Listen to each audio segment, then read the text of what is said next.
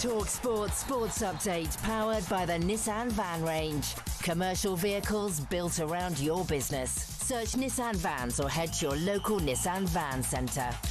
With your latest sport headlines, I'm Matt Hutchinson. Chris Woakes has retired from international cricket. The bowling all-rounder won 2 World Cups and played more than 200 England games across all formats. And he wore a sling famously in his final appearance for the national side after dislocating his shoulder against India. Elsewhere this lunchtime, Europe's Ryder Cup golfers are back home, basking in the warm glow of a first away win since 2012. They did it despite a hostile and at times abusive home crowd at Bethpage Black. Rory McIlroy says New York police should have let their dogs off the leash after beer was thrown over his wife Erica. And Ryder Cup veteran Lee Westwood has told talkSPORT it echoes his experiences playing on American soil. Going back to '99, the crowd were pretty toxic in Boston, and you got stuff shouted at you, and your team behind you, and your family and your friends that were walking around and stuff shouted at them. talkSPORT understands Enzo Maresca is being backed by the Chelsea board. Enzo Maresca, of course. That's despite losses to Bayern, Man United and Brighton. Jeff Stelling is blaming the club's poor recruitment strategy. Buy every winger in the world. Buy Gittins. Centre-half. Buy Garnacho. Buy Esteban. Everybody could see that the centre-halves, the central defence that Chelsea had, were not good enough. Looking ahead to tonight, and Nuno Espirito Santo is taking charge of West Ham for the very first time when they face Everton on Merseyside. You can, of course, hear live and exclusive commentary of that one right here on talkSPORT. And Dominic Solanke has missed Spurs training ahead of their trip to the Arctic Circle to play Bodo Glimt. The striker's recently been struggling with an ankle problem. talkSPORT News. A pro-Palestine protester has interrupted the Chancellor's speech at the Labour conference in Liverpool, and GPs are considering taking action over plans to make appointments bookable online. More from the news team at past. talkSPORT weather with QuickFit. Come rain or shine, wherever and whenever suits you with our mobile tyre fitting service. Now that will have you driving away happy every time. Conditions apply. We're expecting a cloudy afternoon in most parts of the UK, with a few spells of rain in northern areas.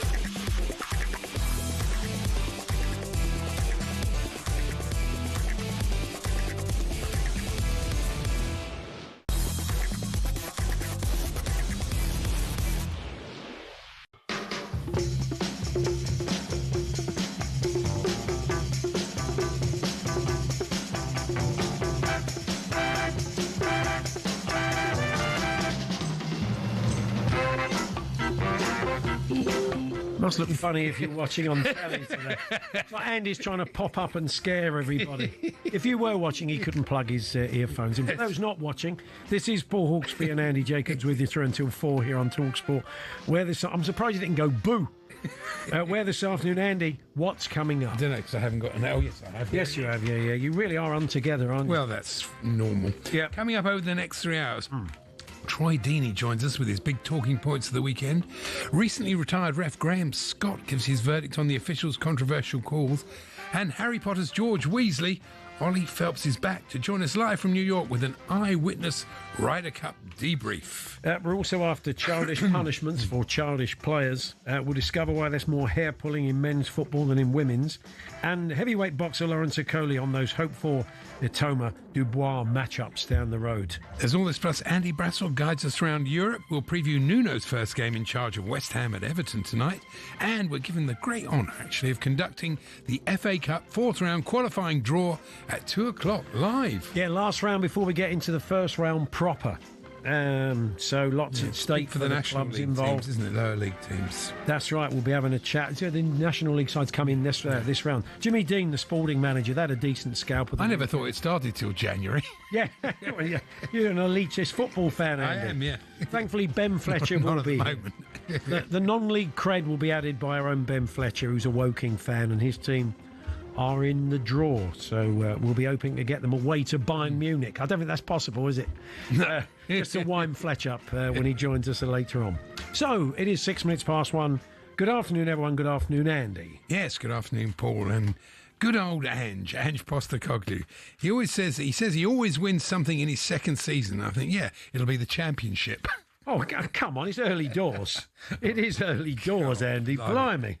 He's trying to change it up there. You can see the green shoots. Yeah, well, we'll see. I mean, he didn't miss that header. Chris Wood did, really, didn't he? I mean, he should have put that away, shouldn't he? For him, that was meat and drink. So, I've got no skin in the game anymore. He's not our manager, but I think you're being a bit previous. Well, it was a good line. Yes, it was a good line. You're not interested really in it. So, Forest fans, he just wanted to say that line. I did say it to Max Scott as well. So yeah, I bet that went down well, didn't it? He didn't disagree. No. Anyway. They'll be fine. I did enjoy in the Newcastle-Arsenal game yesterday when Jared Gillett, I never know. Gillett. Garrett Gillett or Jared Gillett? Gillett. I think he's a Gillett. Left his mic on too long, so he came out to announce the decision.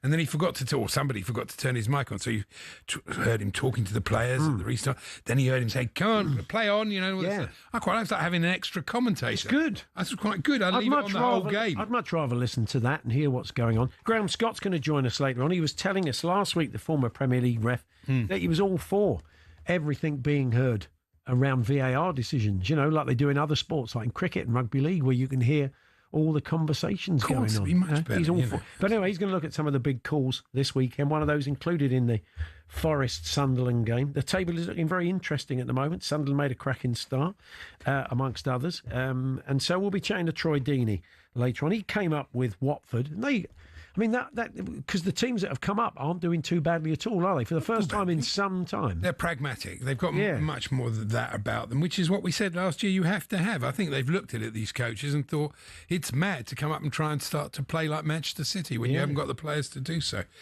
Two things I took away from the Chelsea-Brighton game. Yes, first, number one, can someone score the first goal against us without being denied the opportunity to do so? Right. That'd be much more helpful yes. than going down to 10 men. And can Danny Welbeck announce this is his final season? I suggest Saudi Arabia. He always scores against you, Andy, is that right? To be honest, I knew he would. I got 7-1 before the game. I thought, this is my buying money. Really? I put a fiver on. I thought, why not? Well, he knew he was going to score. He always does. His record against Chelsea is phenomenal. Wow. I think he's got 8 goals in about... It's 1 in 2 anyway, so not every time, but yeah.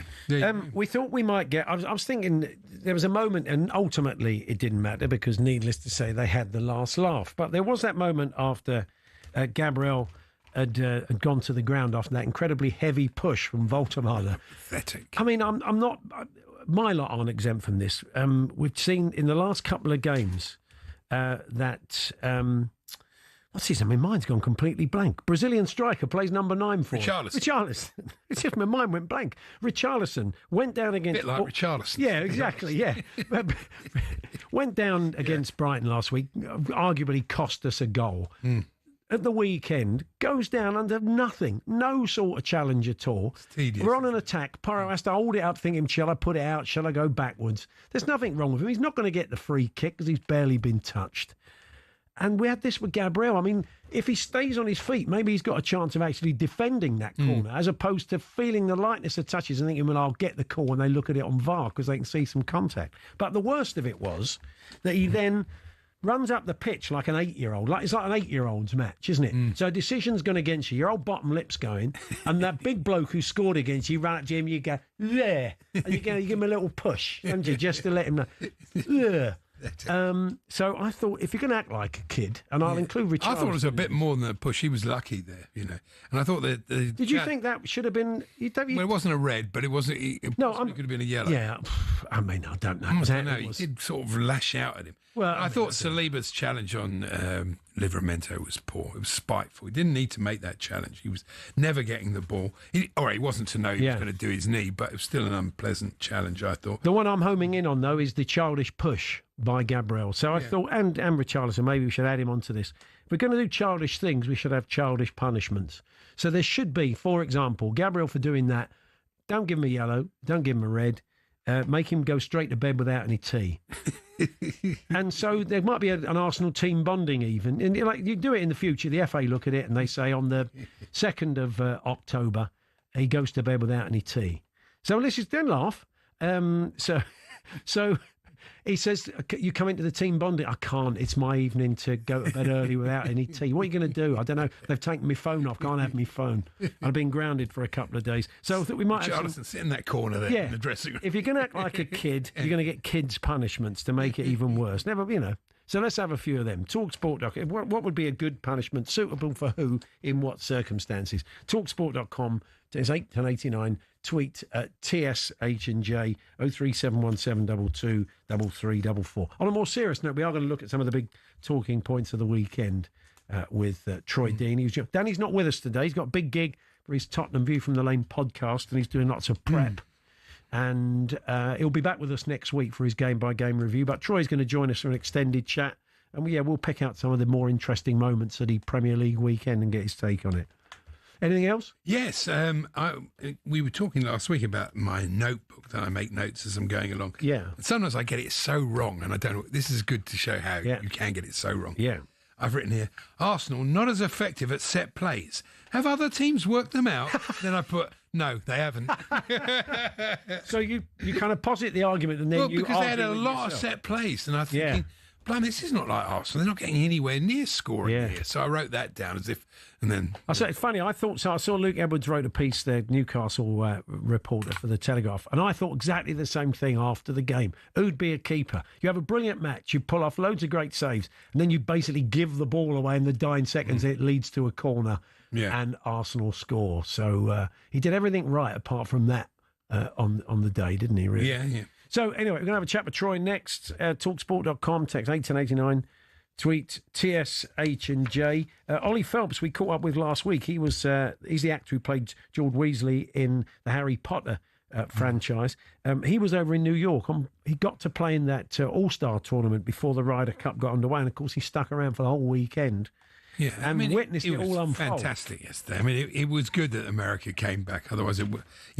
It would have been great to absolutely slaughter them, but that was much better sport. Let's find out how nervy it was on the ground then at Bethpage Black. Ollie's going to fill us in on what the weekend felt like, just how feral it did get out there amongst the fans. We'll be chatting to Ollie later on in the show. Lawrence Okoli joins us for a chat. He's over in Nigeria. Will be telling us why, and there's a couple of big fights hopefully down the track for him. We'll see where they're at. Jimmy Dean, the manager of Spalding, is going to join us straight after we've conducted the fourth qualifying round draw of the FA Cup. So if you've got skin in that particular game, it's going to be live on this show at 2:00. We'll draw all those names out of the hat. The FA are coming in, and say Fletch will be our ringmaster, who's a big Woking fan, of course. So all that, plus Andy Brassel around Europe, former Premier League referee Graham Scott with his take on the big calls of the weekend. A look through the WSL, we'll find out why. We had a red card for hair pulling the other day, and considering the amount of long ponytails on show, very rarely does that happen in women's football. We'll look at some of the reasons why. And, of course, West Ham in action under Nuno after the dismissal of Graham Potter at the weekend. And we'll build up to that. It's live on talkSPORT this evening at Everton's place. So that's Everton versus West Ham. That's this evening. TalkSport.com, text 81089, tweet TSH&J. Coming up first, though, it's Troy Deeney to look at the big calls from the weekend.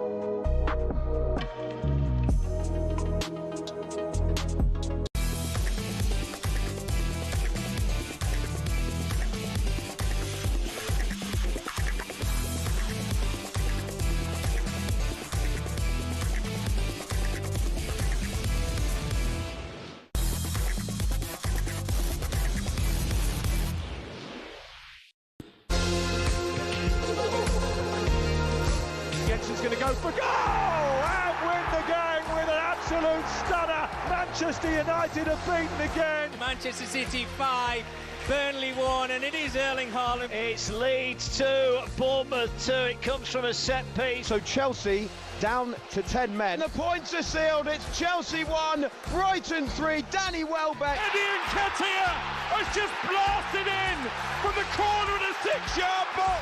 Selhurst Park erupts. Sunderland, promoted via the playoffs in May, are sitting in the Champions League places in the Premier League. Wolves fans, you're nearly there. In by Tell, hit by Paulinho! He's put it in the bottom corner! Dramatically, Tottenham 1, Wolves 1. 2-2, Aston Villa 3, Fulham 1, Emi Buendia to give Aston Villa that first Premier League win of the season. The last chance of a dramatic late winner in front of the travelling fans, and it's nodded into the near post, and Arsenal snatch the victory in stoppage time. Again, it's late drama in the Premier League.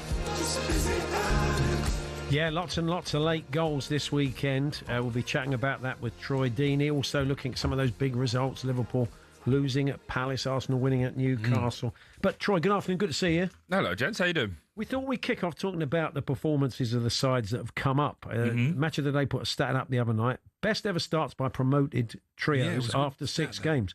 Currently, Leeds, Burnley and Sunderland are 6th best.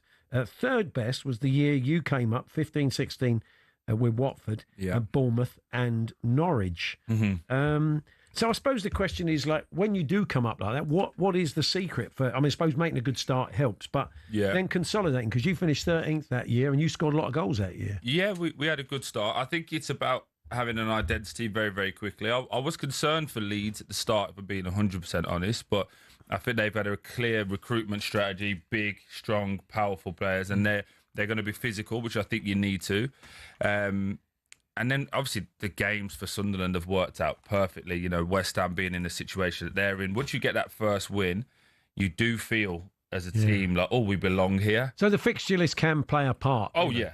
Just to get you a good start. Yeah, and I think as well, you have to be pragmatic as well as a group and say, you know, the top 6, they're luxury games. They're not our games to win. And I think Brentford did the same as well when we came up with them. They were targeting certain games when they came up with Ivan Toney and obviously Fulham. They started targeting the teams in and around you. If you could get 4 points off all of those, then that's great.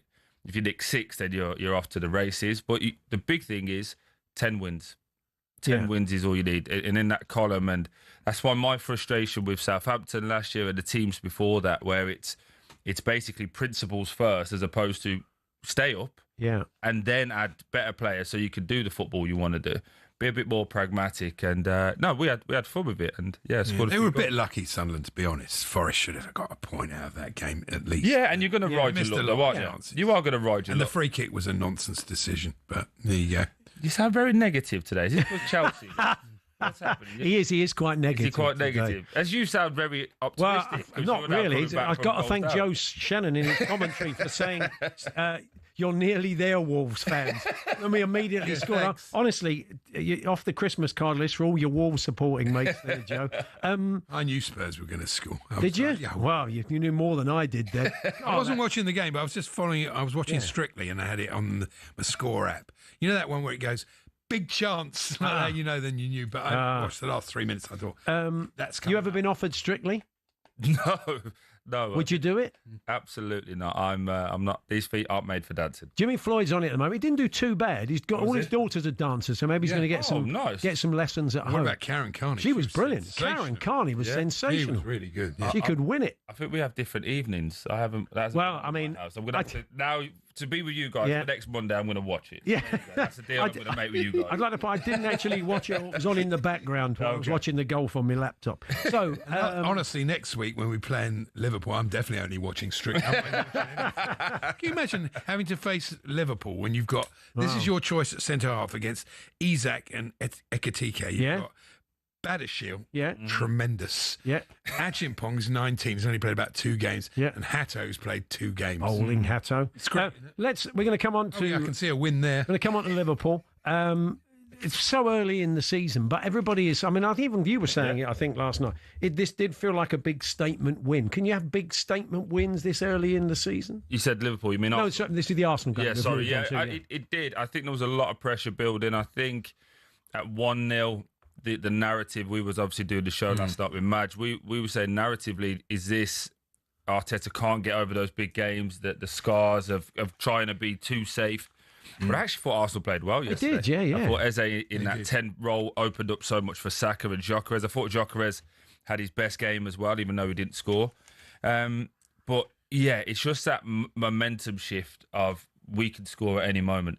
I thought they were great until Newcastle scored. Yes. And then after that, they looked like they'd really run out of ideas. They battered Newcastle a bit, but they never really looked like scoring. No, but Newcastle, I thought, they're paying the price for injuries at the moment with their squads, trying to balance the books, which is a little bit worrying for me, because they had this last time they was in the Champions League, and I thought this time around there'd be a bit more experience to go and get more bodies in the building. Obviously, you can't account for Ramsey and Vissa being injured, but I just think at 65 minutes when they took off Gordon and I can't say the big fella's name. Voltemade. Yes, thank you.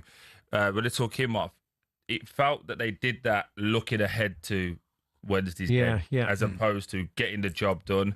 You think that sent a message to Arsenal? I think so. Yeah. I think so. And then obviously Livramento coming off injured, they had to go with 4 centre-backs. And it just created, a moment where Arsenal were just coming wave after wave, and it only felt inevitable. They are still incredibly reliant on set plays, but maybe you can. I just think that they can flat track bully their way. They'll close enough brush aside the fodder to be at minimum of second. Yeah, it's what they do against the top 16. Yeah, so that's why that was a big statement win. Yeah, I agree on so, that. like you said, you kind of cherry pick those games. You've got to win if you're going to go one step further, and that's who they've gone to. And I feel like Arsenal will look at it and say, if we don't lose to Liverpool, if we don't lose to Chelsea, Man City, we think we'll beat everybody else, and then it's whether those guys don't drop points. But as you've just seen, the Premier League this season feels more open than ever, especially with the guys coming up, having more of an opportunity and putting their mark on it. And now the likes of Palace just absolutely flying. So Palace is sensational.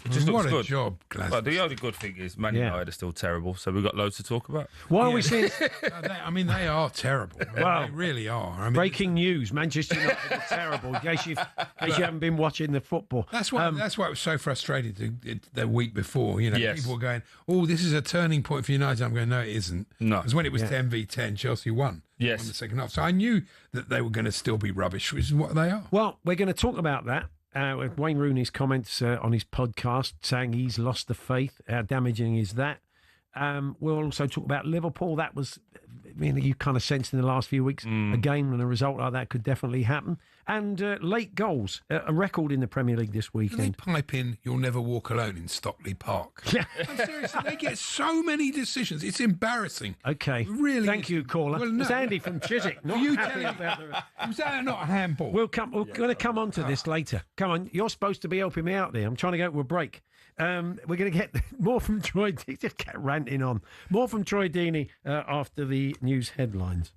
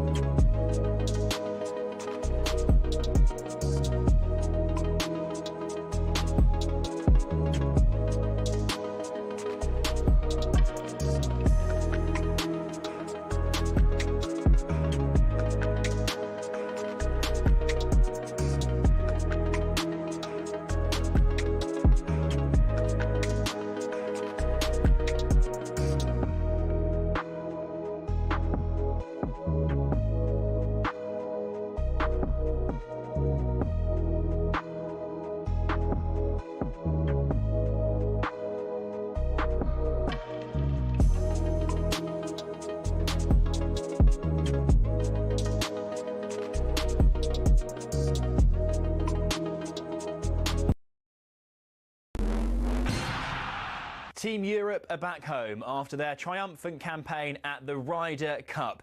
Luke Donald becomes the first captain to win both home and away since Tony Jacklin in 1987.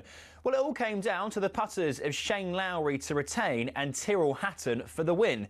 Former Ryder Cup player Danny Willett has told us there was no one better in that situation. Knowing what Shane's done, obviously winning the Open and World Golf Championships, probably one of our coolest customers under pressure, I'd say. He's obviously got that jovial side about him, but when he means business, Shane's brilliant. Well, as Europe celebrates, Team USA analyses what went wrong. 7-time Ryder Cup winner Lee Westwood says he can't understand why Scotty Scheffler had such a bad record. It happened with Tiger Woods. They always struggle to find a partner for him, and it looks like, they're struggling to find a partner for Scotty as well. I don't know what the reason for that is. It should be the easiest thing in the world. You can get more fallout on the talkSPORT YouTube channel. Now, Nuno is making his managerial debut for West Ham this evening as they take on Everton live and exclusively on talkSPORT.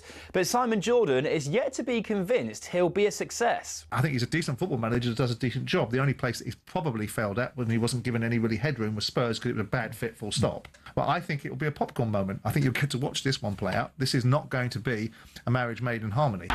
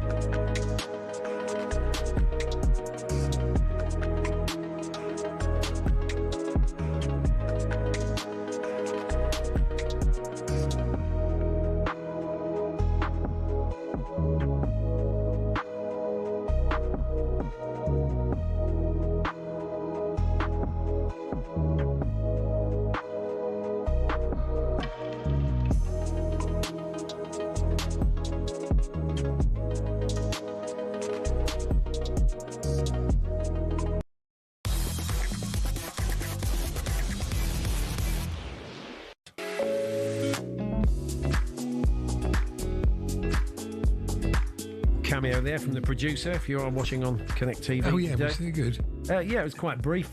Yeah, I don't think she's going to get any work out of it, but maybe a bit of walk-on stuff, like Coronation Street, buying something in the cabin. Or is the cabin still there? I haven't watched her a long time. I don't know, I haven't. Anyway.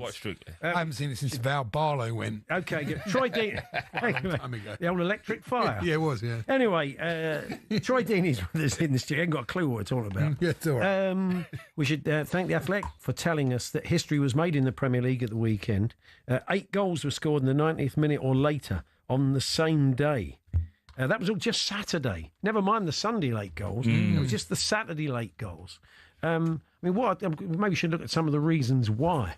A lot of it's got to do with 7 or 8. Yeah, I was about to say. Yeah. I imagine a whole lot of it. Yeah, there was a lot of stoppages, wasn't there, over the weekend as well? What was Arsenal 7 minutes? Chelsea was 7 minutes, 11 minutes actually. It was 11 minutes at Chelsea. So, I think that has a lot to do with it. But it's got to the stage now. I can't remember who the manager was, but a manager complained last week saying we had 3 minutes of injury time. When do you ever have 3 minutes of injury time? David Moyes. That's right. Yeah. Against in the derby at Anfield, wasn't it? But I think he's right. When do you ever have 3 minutes now? Yeah. There's 30 seconds per sub, is it, as well, and goals and it's just a little bit of a nonsense now, and we're going to get onto it in a minute about referees, but it's just become so complicated now. I remember football was just a fun game that we all used to just watch and enjoy. Now it's like there's all rules and stats and everything you have to try and keep up with. Let's talk a bit about Liverpool, and that was a performance and a result that looked like it was going to happen at any point over the last few weeks.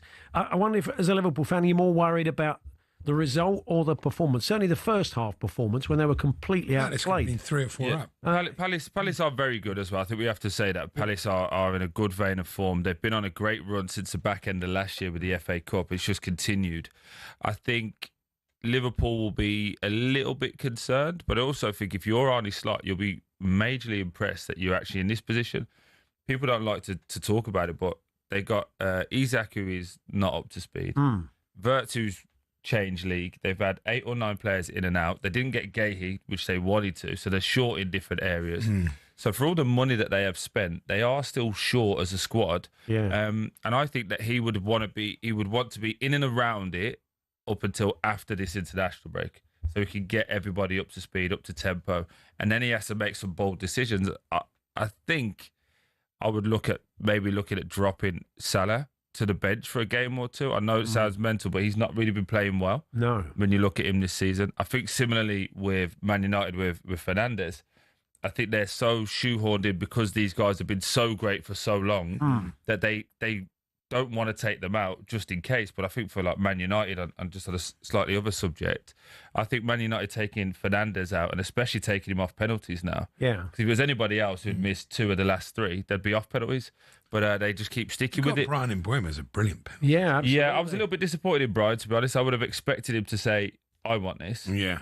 Do you know, especially after a new club, I suppose. Well, you've won it. Senior bloke. Yeah, there's no better time than you've won the penalty. You're at your old club. I would have been more. Like, maybe the manager's directive is that Bruno takes the pens. He always takes the pens. So. Yeah, and as a player, I understand that, but I would have still been going.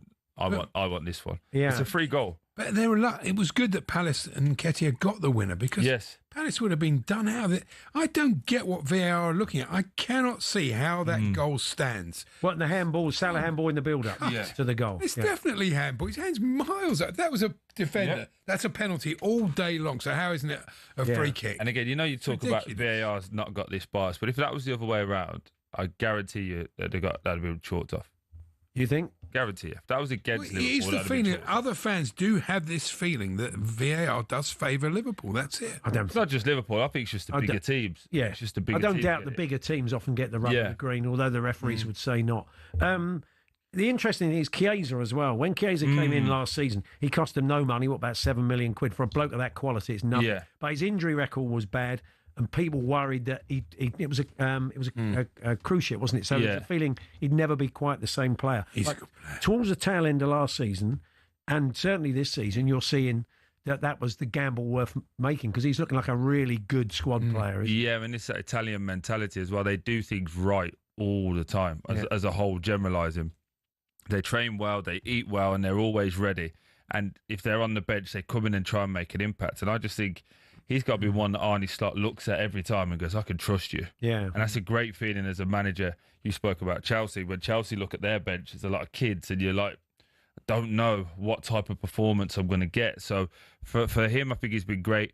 I think Liverpool have got a lot of games. They'll be looking for the international break. Unfortunately, they lose a lot. But I'd be interested to see if Isak goes with Sweden or whether they keep him and try and get some work. They're going to get 3 points next week. Let's be honest. I think they'll want to. Well, they are. I think they'll want to take. Might as well just give it to them now. I think they want to take. I think he will go with Sweden just to get some game time in his legs. They'll probably manage it, but you do sense he'll probably go, don't you? Yeah. But I still think he played 65, didn't he, the weekend? Yeah. I think if I'm not sure you can do it. If a player isn't injured, which he isn't, I'm not sure you can keep him out. You can all of a sudden develop a bad back. You don't think Liverpool will want to get some sort of time? No, because I think how I was looking at it, and I've been in this position before, that you start gradually building people in to getting them fit.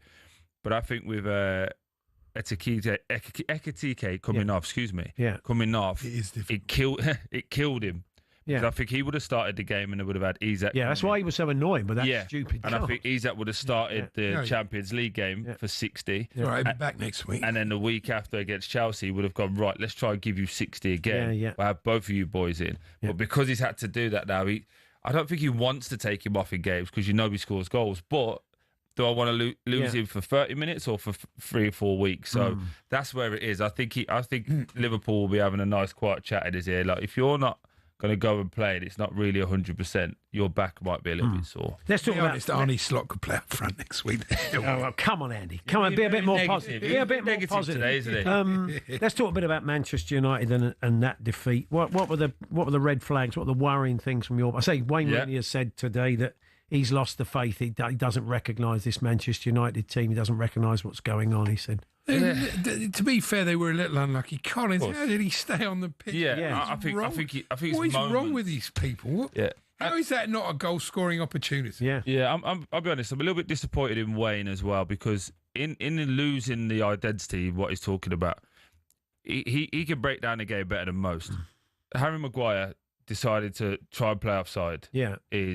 That's nothing a manager can do. That's an individual. That was quite strictly Summers. It was when he was making up his mind whether to go or to go back. That was quite very good decision. He was doing the salsa. He was. But that's on the player. Bruno Fernandes missing the penalty. That's just a moment. And that is a big moment. It's a big moment. He scores and they're down to 10 minutes. It's a different game. Exactly, and you would expect Man United to bring all the pressure at that point. But also, goalkeeper is terrible. He just bought another one. So but he's about 4 stone wet. I'm watching.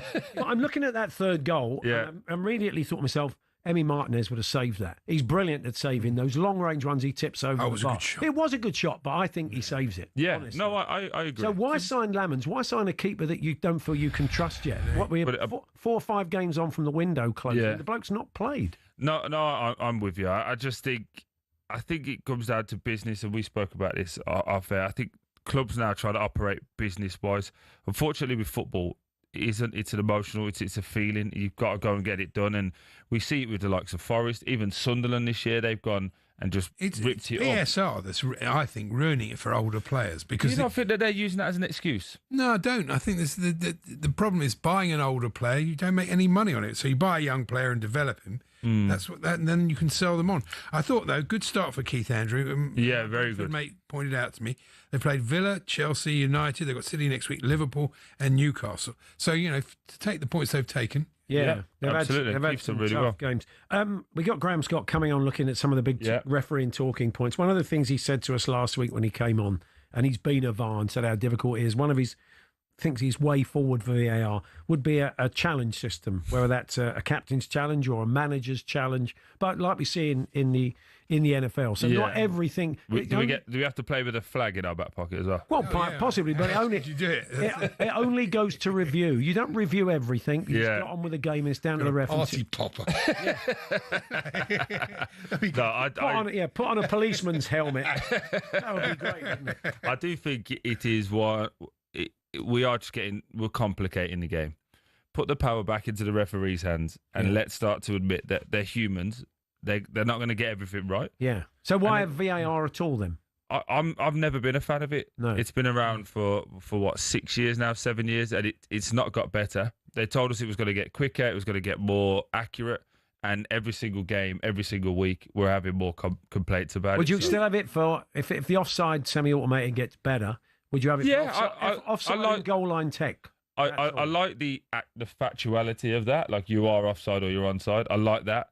Don't get me wrong. There's moments where someone gets done by like someone's heel plays them onside, and you're like, that's. Well, that's the law. That's not. You don't mind that though, do you? It's like it's good. You see that, but I just think the feeling we all get. I don't know anybody within the game that enjoys it. What are we restricted from getting rid of it? Sort of in a unilateral way. I mean, if the Premier League went, we don't want VAR, we've had enough of it, our product will be better. I can't remember which Scandinavian league was it, but they've decided they didn't want it. They decided en masse they didn't want it anymore, and they have done away with it. You'd have to deal with it in Europe. It's quite difficult to be a major league like the Premier League. I think there'd be an awful lot of pressure from UEFA and FIFA. But I mean, we have a bit more leeway around handball. You can see. Of course. We see handballs in Europe that would never be handball in the Premier League. But I think that's just a little bit of tinkering around the edges. It's not something as fundamental as saying, no, we don't want it anymore. Yeah, but I just think our game was always predicated on being physical. And you see it now. Again, watching the Arsenal game in the first half, everyone just throws themselves down to the ground. Everything's a yellow card now. So I'd like us to give the refs a bit more power and say, go ref the game. And if you mess up, yes, you'll get spoken about, but at least it was your decision. Not now, not reffing and just waiting for VAR to get them out, because they're never going to change it. Every time they go to the monitor, we all know they're going to change the decision. We all know. It doesn't even really make much of a difference in terms of arguing afterwards. If Jared had given that goal, if he'd given that pen, people would have been arguing afterwards, but they're still arguing about it afterwards because the Gilchrist one. Yeah, so, you know. Troy, we're out of time. Get rid of it. Lovely to see you. Thanks for popping in. Anytime. You will be back on Friday with the fellas, yeah? Yes, From Friday 10 we'll be o'clock. in here having some fun, and then you can shout us again when we start hammering Chelsea. Yeah, okay. Thank you, Troy. All the best. There's Troy Deeney there. We will be having a chat with Graham Scott, looking at some of the big officials' calls. You can tell from Andy, he's railing against many of them this weekend. But next, we're off to New York. Friend of the show, Ollie Phelps, was Harry Potter star. George Weasley, of course, was at Bethpage Black watching the Ryder Cup unfold all weekend. What was it like to be there as a fan of Europe? We'll get an eyewitness report from Ollie in a few moments' time. We're here with Tool Station. Next stop, Tool Station.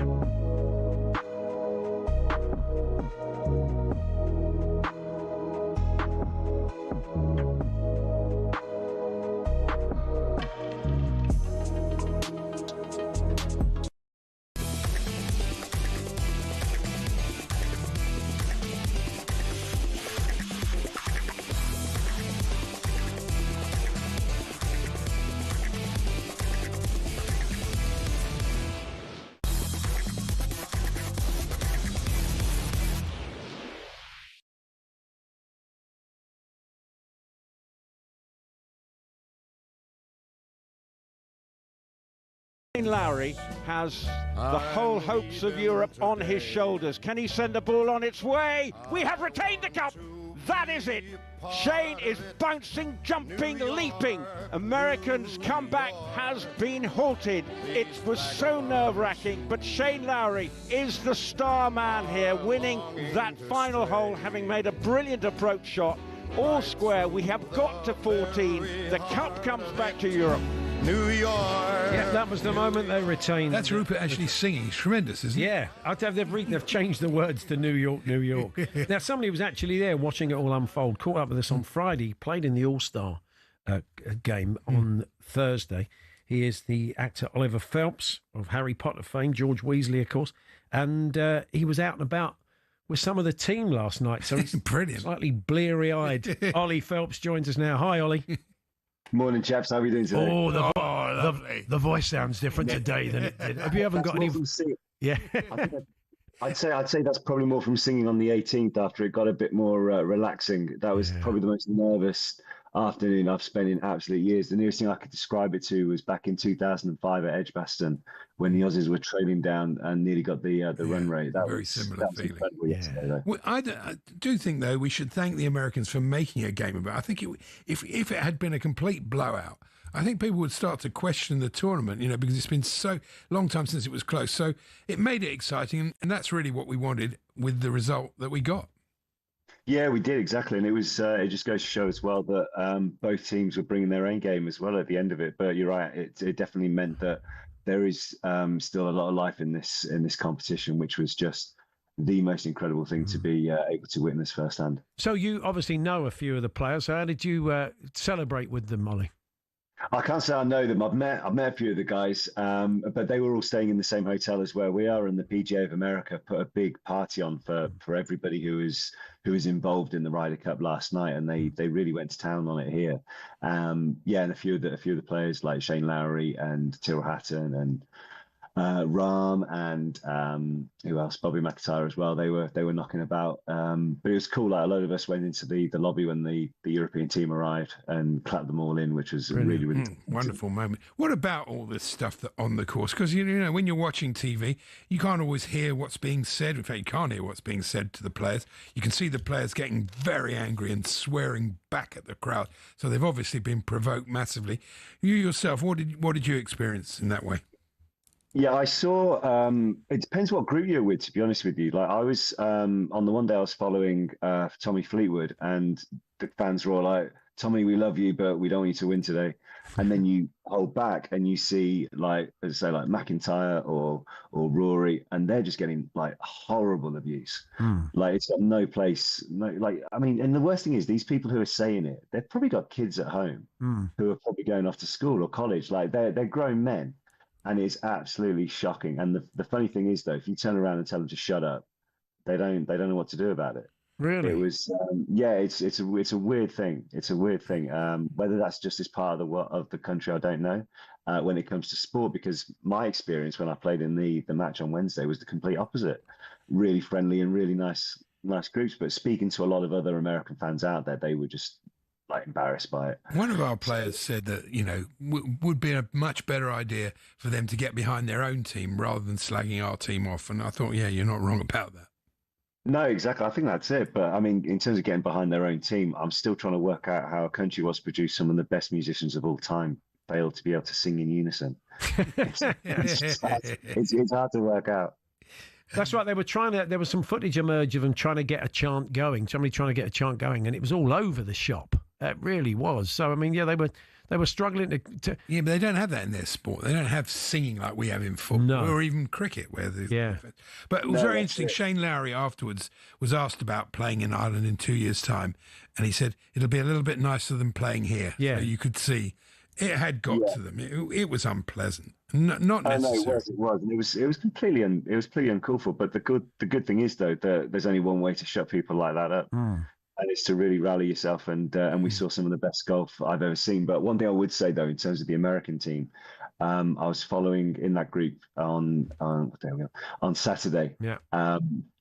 And Justin Thomas, he was actually in between, like actually telling the crowd, be quiet, give a bit of respect and stuff. But I think he was the only American player I saw do that. Yeah. But he was, real class act for doing that. I think that was a bit of guilt because hadn't he tried to crank up the crowd in the first place and then realised it was going too far? That was the trouble. They kind of almost didn't need hyping up because all the talk beforehand was about the atmosphere, and I think they felt there was a need to ratchet up like they had the freedom to do that. It's a lot of talk today about Luke Donald as well. I don't know if you got a chance to chat to him over the few days, Ollie, because a lot of the players and a lot of fans obviously are saying what an amazing captain he is. They'd like him to go again in a couple of years. He was a bit non-committal, but he was a bit, wasn't he? I think they were still celebrating in the moment, and then he kind of got drowned out when he was speaking by chance of, are you watching Donald Trump?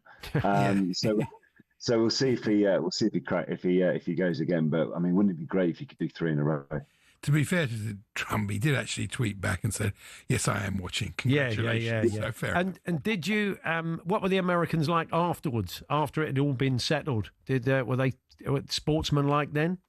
I believe so. To be honest, I didn't really see too much. I was kind of hanging around at the back of the 18th green, and just kind of watching everything unfold, which was just incredible to watch. I mean, as a kid, when I was 7 years old, my mum and dad took my brother and I to Birmingham Airport to see the American team arrive on Concorde, and then to be able to be part many years later on the back of the 18th green was just incredible. But the American team for their part, I think they did their best they could do on the day. But it was just an incredible thing to be able to see all round. A good day for you all round because Villa won, didn't they? And Ollie Watkins scored. It was, but I tell you what, it started badly. I went down for breakfast and then thought, oh great, they got the game on. 4 minutes in, they're 1-0 down. So I thought, is this the way the day's going to go? But yeah, no. Fortunately, the Villa did great, and it was funny. Hopefully, they've turned the corner now. Yeah, it was a good goal by Watkins. You see how much pressure he was under. Nice little lob. So maybe the floodgates will open now. So and we got England just around the corner too. So well, Ollie, good to talk to you. It sounded like quite a trip, and hopefully we'll catch up with you soon. Thanks very much. Will do. Take care, guys. Bye. Ollie, safe journey back. Oliver Phelps there. George Weasley and Harry Potter are playing in the All-Star game last week and stuck around for what was a memorable Ryder Cup. So back to Ireland in a couple of years' time. Still to come, we will be chatting to the sporting manager, Jimmy Dean. The reason we're doing that is had a big win at the weekend. He's going to be listening intently at talkSPORT. Lots and lots of fans of non-league sides still involved in the FA Cup will be listening today because it's the fourth round qualifying draw coming up live on this show in a few moments' time.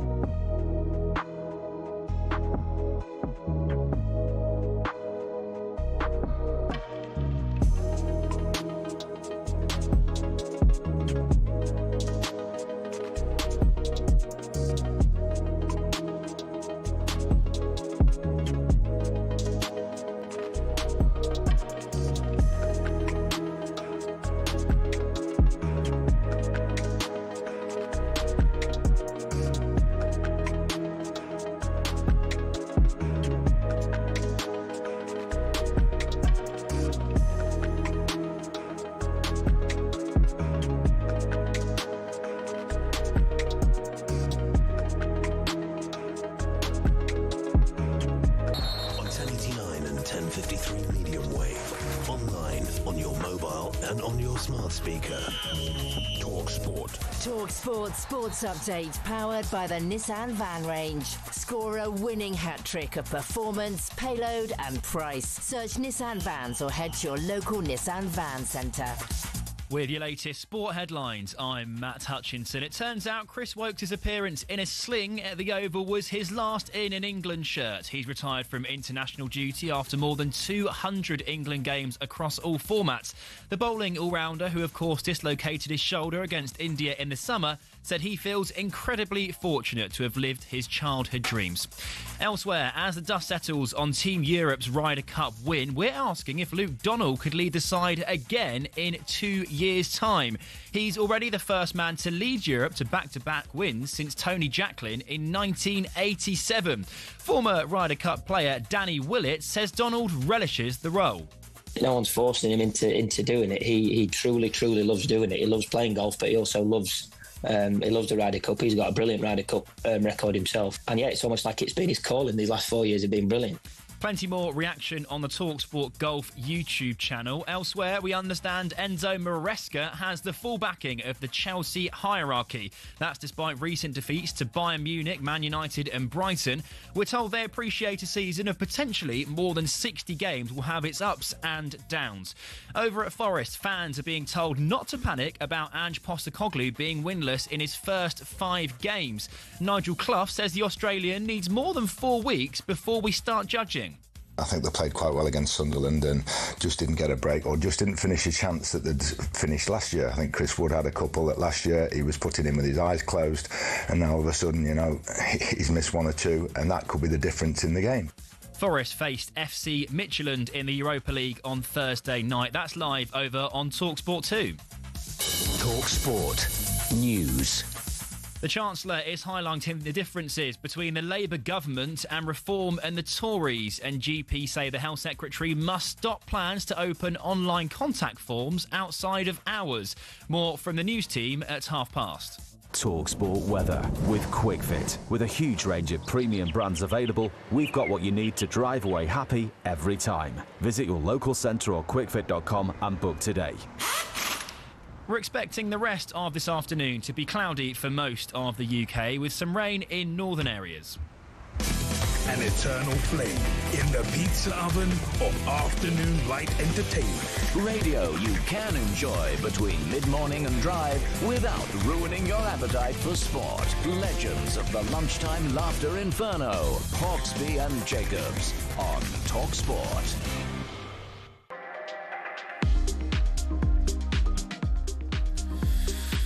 Good afternoon, Paul Hawksbee and Andy Jacobs here on talkSPORT, and a warm welcome to all those fans of clubs still in the FA Cup joining us this afternoon, because we're about to conduct the Emirates FA Cup 4th round qualifying draw. Exciting numbers this afternoon. Now, there's a regional split. There's North and South, and we're going to be drawing the North first. We have brought Ben Fletcher in before we get going. We brought Ben Fletcher in with us, who is a Woking fan. So you have skin in the game, Fletcher. I do very much. Yeah, ball number 11 in the South tie. Everyone remembers Timmy Bazaglo back in 91. Yeah. Beating West Brom 4-2 and you lost your job. Yeah. Hoping for a nice cup run this season. Yeah, this is the thing, isn't it? I mean, this round gets you first round proper next, isn't it? So, that's the lottery win for some of the smaller clubs in the competition. Realistically, if they can get an EFL side away, some much needed revenues, that would be great. For those in the National League, the likes of the Premier League and the Championship aren't too far away.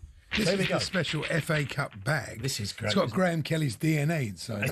Oh, it's brilliant. We can clone a new one after that. Fantastic. Okay, so shall I draw the first ones, Andy, and you draw the second? Draw the home. Okay, we're going to get underway then. Good luck to everybody. Excuse me. And this is the North. To draw these out. This is the North. Okay, first up, 13. Number 13 is AFC Fylde or Darlington. Their replays tomorrow. A last gasp 2-2 draw on Saturday. As by Darlow, they will be playing. We'll play number 26. Number 26 is AFC Telford United. Reformed in 2004. They've been to round 2 twice. Okay.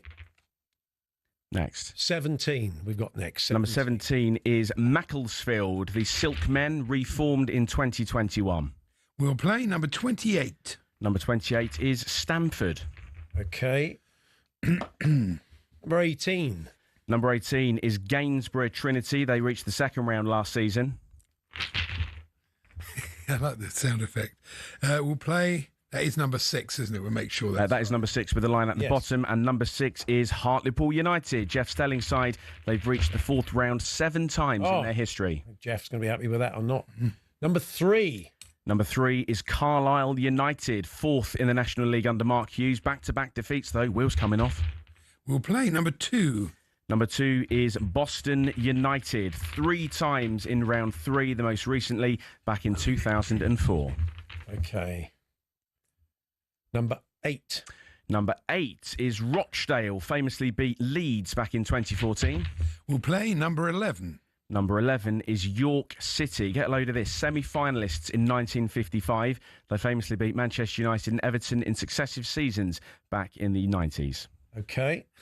Number 14. Number 14 is Runcorn Linnets or Ashton United. They're replays tomorrow. It was 1 apiece at the weekend. We'll play number 20. Number 20 is Buxton. Reached the 3rd round in 1952, beating Aldershot. Had to get that in. Eventually losing to Doncaster Rovers. Okay. Number 7. Number 7 is Morecambe, bottom of the National League. They were beaten 5-0 by Chelsea last time, and that was the very scoreline they lost to Morecambe at the weekend in the National League. And we'll play Chester. They will play what? Oh, yeah. Well, you're not doing it. You're just doing the numbers. Oh, sorry. Number 12. Number 12. They I are got a bit excited. Yeah. They beg your pardon. It's deeply exciting. Well, let me tell you something about Chester, number 12. Fletcher's on the payroll. I'm not so sure. Ian Rush helped them reach round 5 in 1980. They will play Chester, Morecambe Chester. Andy subverting the whole draw. Number 19. Number 19 is South Shields. They reached the first round proper back in 2022. They lost to Forest Green Rovers live on the telly. We'll play number 23. Number 23 is Spalding United. Oh. They beat Dagenham and Redbridge to reach this stage. We're going to be having a chat with Jimmy Dean, the Spalding manager, straight after the draw. Okay. Number 10. Number 10 is Tamworth. They lost to Tottenham in round 3 in recent memory. A rare win for Tottenham, Paul. We'll play number 21. Number 21 is Hyde United. They got to the first round back in 2017. Okay. That is number 9. That is number 9. And number 9 is Scunthorpe United. They played in the longest effort ever FA Cup penalty shootout. They beat Worcester 14-13 back in the 14-15 season. Good Lord. Number 25. Number 25 is Kings Lynn Town. Their recent giant killings against Port Vale and Doncaster Rovers. Number 27. Number 27 is Hellstone Town or Averley. Versus number 5. Number 5 is Gateshead, 15th in the National League. They play Morecambe tomorrow. Number 15. Number 15, Spennymoor Town. They've reached the first round proper 18 times in their club history. We'll play number 24. Number 24 is Hensford or Billericay.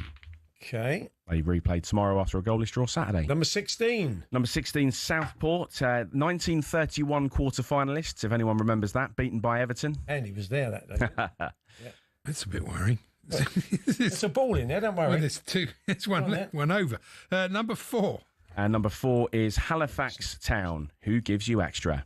That's not Andy, don't worry. Okay. And number 1. Number 1 is Altrincham. They've got a rich FA Cup history. They've reached the 3rd round in 4 successive seasons between 1978 and 1982. And finally, number 22. Number 22, which is Harborough Town.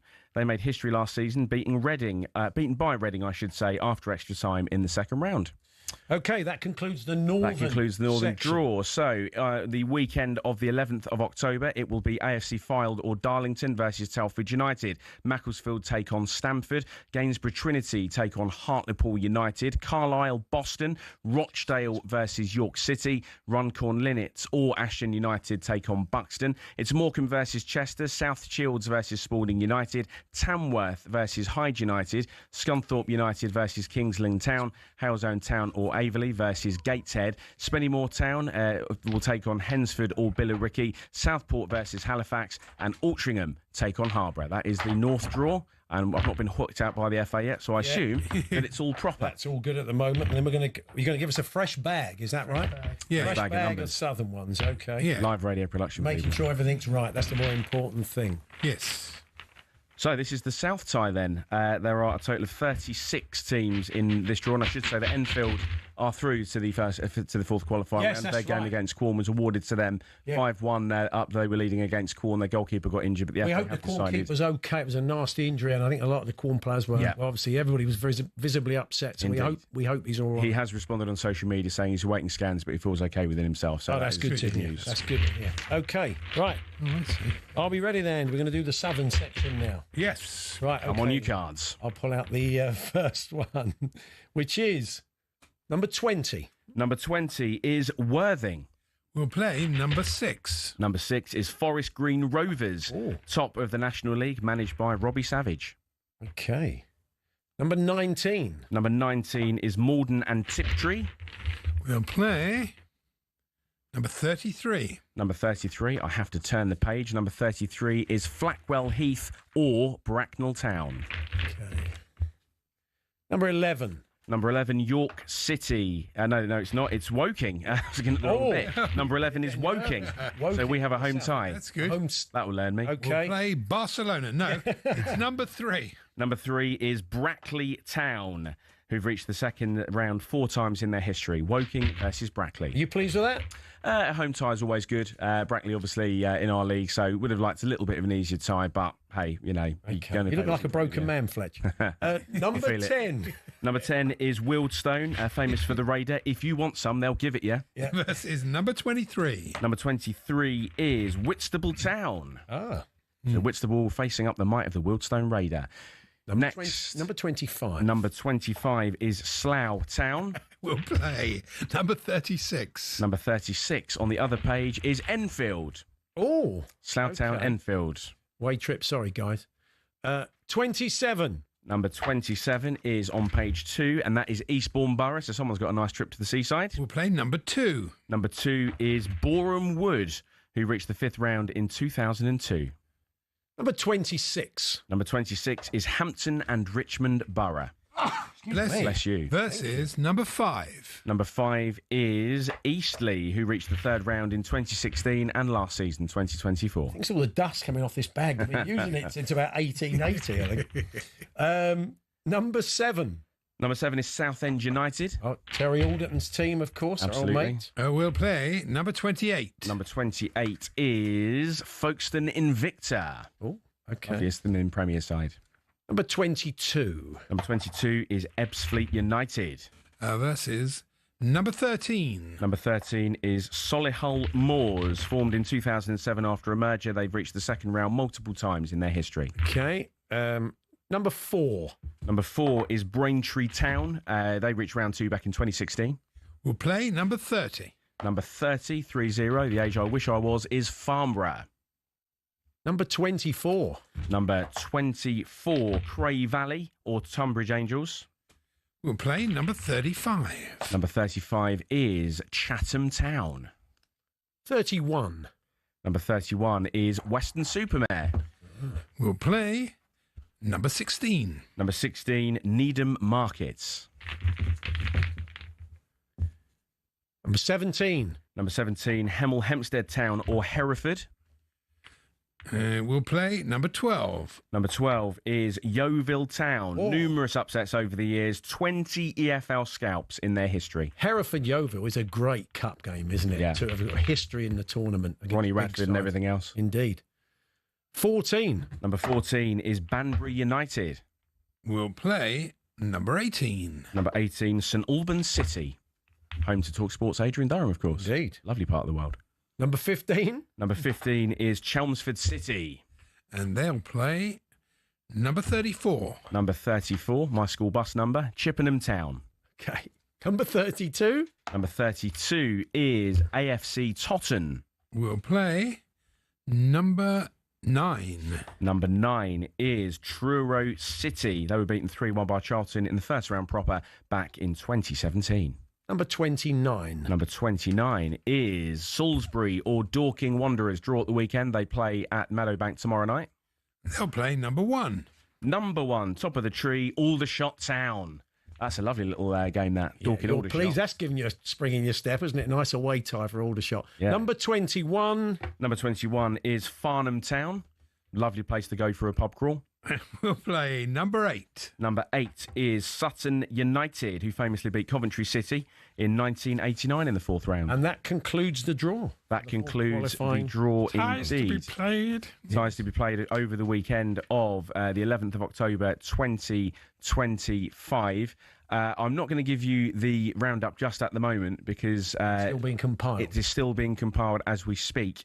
So that might be something we have to do in a couple of moments' time. Shall we? Okay. We should have a chat with our guest, if I can get some coverage on these headphones.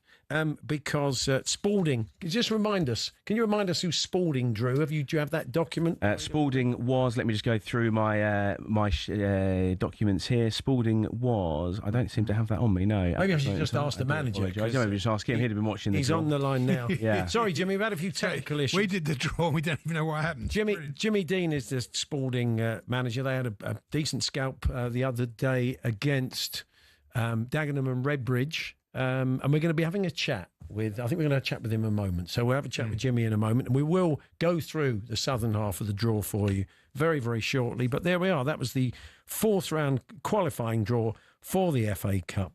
And we will say more reaction to that in a few moments' time. Thank you very much, Fletch. Anytime. Come on, you cards.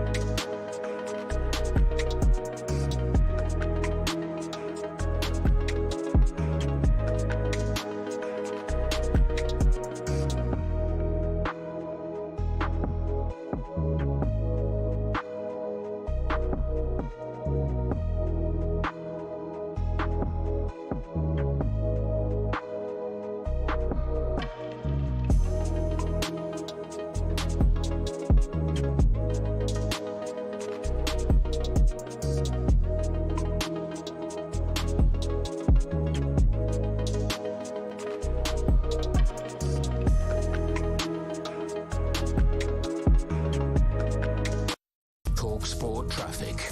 In Cheshire, the M6 northbound is partially blocked after a collision between junction 19 for Knutsford and junction 20 for the M56. In Hampshire, the M27 is partly blocked eastbound after a collision between junction 2 at Romsey and junction 3 for Southampton Docks. And in Bedfordshire, the A1M southbound, there's a lane shut there for barrier repairs between Bulldog at junction 10 and junction 9 for Letchworth. I'm Adam Moore.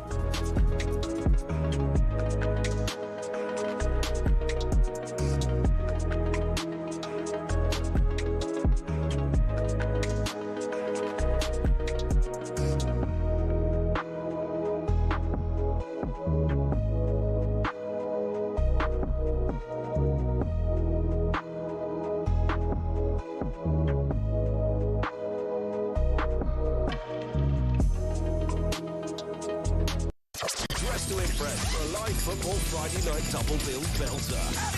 Full Premier League comps of Bournemouth versus Fulham on talkSPORT and Championship Wrexham versus Birmingham on talkSPORT 2. Kick off 8 p.m. both games. What a turn, what a goal! 4 teams, 2 leagues, 1 Friday night on the Footwork Network. Hi, I'm Jeff Stelling. It's an unrelenting week of top European football live on talkSPORT and talkSPORT 2. What a start! It's a terrific Tuesday night Champions League double. Chelsea face Benfica live on talkSPORT. He makes no mistake! While Galatasaray confront Liverpool live on talkSPORT 2. It really is a clinical finish. Both behemoth games kick off at 8. It's a titanic Tuesday night of live Champions League football on talkSPORT and talkSPORT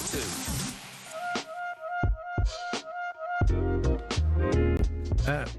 Paul Hawksbee and Andy Jacobs here on talkSPORT. Well, the southern half of the draw has been incredibly speedily typed in by one of our team, and I've just been handed a printout of all the southern draws. Some of this, I mean, obviously there's a bit of spell checking and spell correction gone on, so I will do my best to try and decipher this. Gainsborough Trinity's good one. Well, anyway, let's move on. The southern half of the draw, we couldn't bring it to you before. Worthing versus Forest Green Rovers, Morden and Tiptree versus Bracknell Town, Woking v Brackley Town, Wildston versus Whitstable Town, a lot of towns, Slough Town versus Enfield, Eastbourne Borough v Boreham Wood, Hampton and Richmond v Eastleigh, Southend United v Folkestone Invicta, Ebbsfleet United versus Solihull Moors, Braintree Town versus Farnborough, our old mate Andy Smart's team, rest his soul, Cray Valley or Tunbridge Angels v Chatham Town, Western Supermare v Needham Market, Hemel Hempstead v Hereford or Yeovil, Banbury United versus St Albans City, Chelmsford v Chippenham Town, AFC Tottenham versus Truro City, and it's Salisbury or Dorking versus Aldershot. Apologies if these aren't the right teams, but I think they are. I'm trying to decipher the spelling. And Farnham Town versus Sutton United. Now, as promised, we're going to have a chat with someone who had skin in that particular game. He is the sporting manager, Jimmy Dean. How are you, Jimmy? How are we, lads? Yeah, we're not so bad. We're giving you a 4-hour drive up the motorway against not good. a side that are going quite well, haven't we, in South Shield? So apologies, but you've already taken a big scalp in Dagenham and Redbridge the other day, so you'll fancy your chances. I wouldn't say we fancy our chances. I think it could have been a little bit kinder, the draw, but we'll prepare like we do any other game, and we'll try and have some fun with it. You say prepared like any other game, but for the players, is it special play? I'm presuming it is playing in the FA Cup. Yeah, sure it is. I think for a lot of us, it's something we've really set out to achieve this year. We wanted to get to the first round proper. At every stage of the competition, we've had a draw. We drew the highest tier team we could at that stage. And we've come through them all. This time we haven't. We've got another Step 2 side. I think including pre-season, we've won 4 and drew 1 out of the 5 times we've played a Step 2 side. So yeah, look, the only thing we'll probably do different, I'll be asking to, is have an overnight stay, because as you alluded to, it's a long journey. Yeah, that's right. I mean, look, they are going pretty well at the moment, but they'll have an eye on the league. We know how it works in that league. It is unfair, but it's only one up automatically. So they'll want to keep on. They may make some changes, Jimmy. You never know, which could give you a chance. Yeah, maybe, and it's the FA Cup. We've got players who've played that level, played higher, played in the league. We know we're going to be underdogs, but we're certainly going to give it our best. We won't be going there and rolling over and having our bellies tickled. If we get beat, it'll be because they're better than us, and no other reason. It's not just about the glory as well. I mean, there's a financial implication for clubs at your level, isn't there? There's prize money for getting through these rounds, so that's pretty key as well, isn't it? Yeah, there's a lot of money for clubs. It makes a big difference for teams at our level, but also it can really grow a club. The magic of the FA Cup, it draws out the local crowds, the local punters, and a lot of times what you see is a good FA Cup run. It can put an extra 400 or 500 on the gate for a few years. People come down to support the clubs in one-off games, and they end up falling in love with it. So that's something that we're hoping for as well. You take a few up there, you think, your fans, they'll have a coach going up there despite the journey? Yeah, we'll take a few.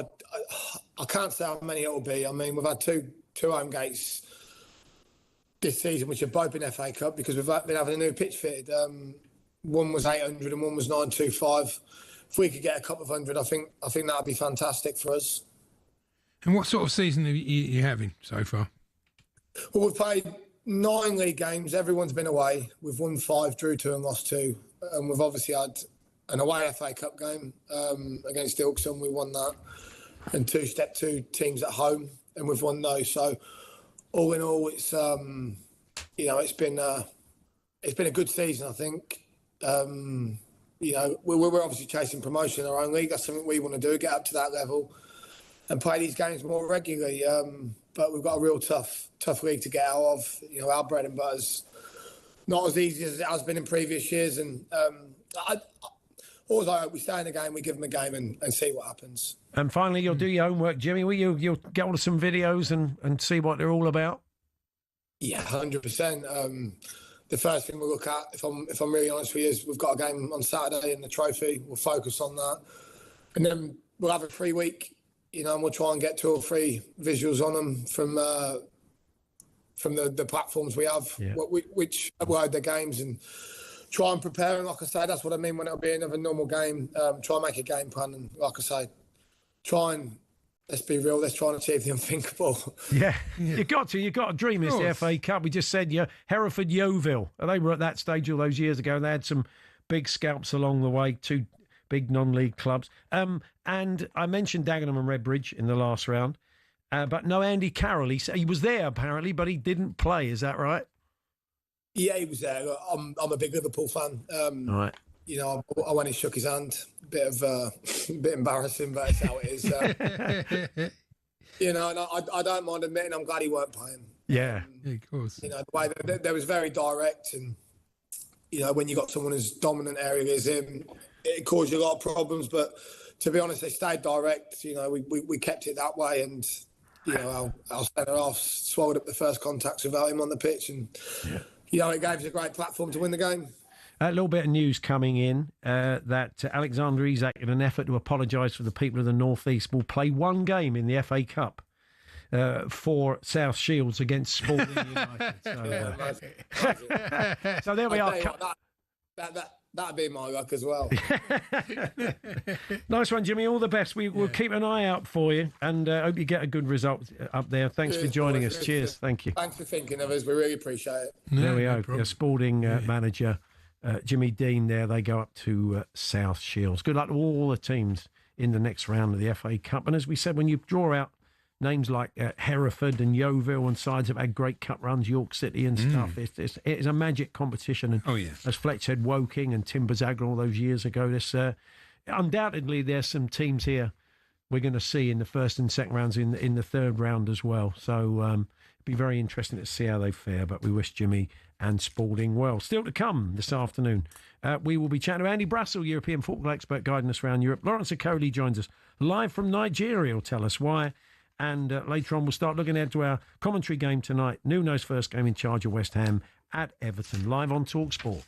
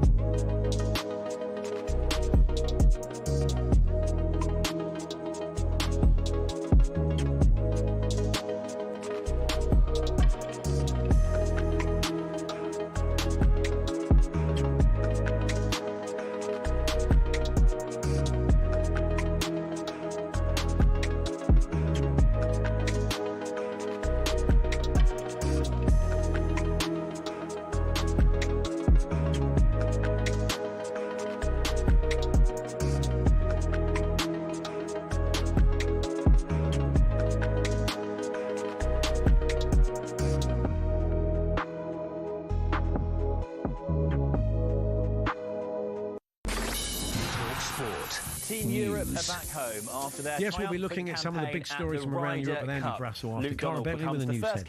Good afternoon. The Chancellor's criticised reform for cozying up to Russia, cheering on Liz Truss's mini-budget and opposing workers' rights. To retain and Tyrrell Hatton for the win. Former Ryder Cup player Danny Willett has told us there was no one better in that situation. What Shane's done, obviously, they are winning not the Open on the side of working Golf Championships. Rachel Reeves was interrupted by a pro-Palestine supporter at one point, to which she said Labour was a party of government, not of protest. GPs say they will not be able to handle the workload when contact us forms open for non-working hours in 2 days' time. Dr Katie Bramall-Stainer, chair of the BMA's GP committee, says the Health Secretary is making a mistake. The government will go to the ballot box a few years from now and say people will say, well, why are there waiting lists to see my GP? It's not about online access. It's about the restrictions on practice to be able to go, well, actually, that's enough for today. We are full to bursting point. Nuno is making no criminal charges will be brought against Andrew Tate, who's being sued in the High Court.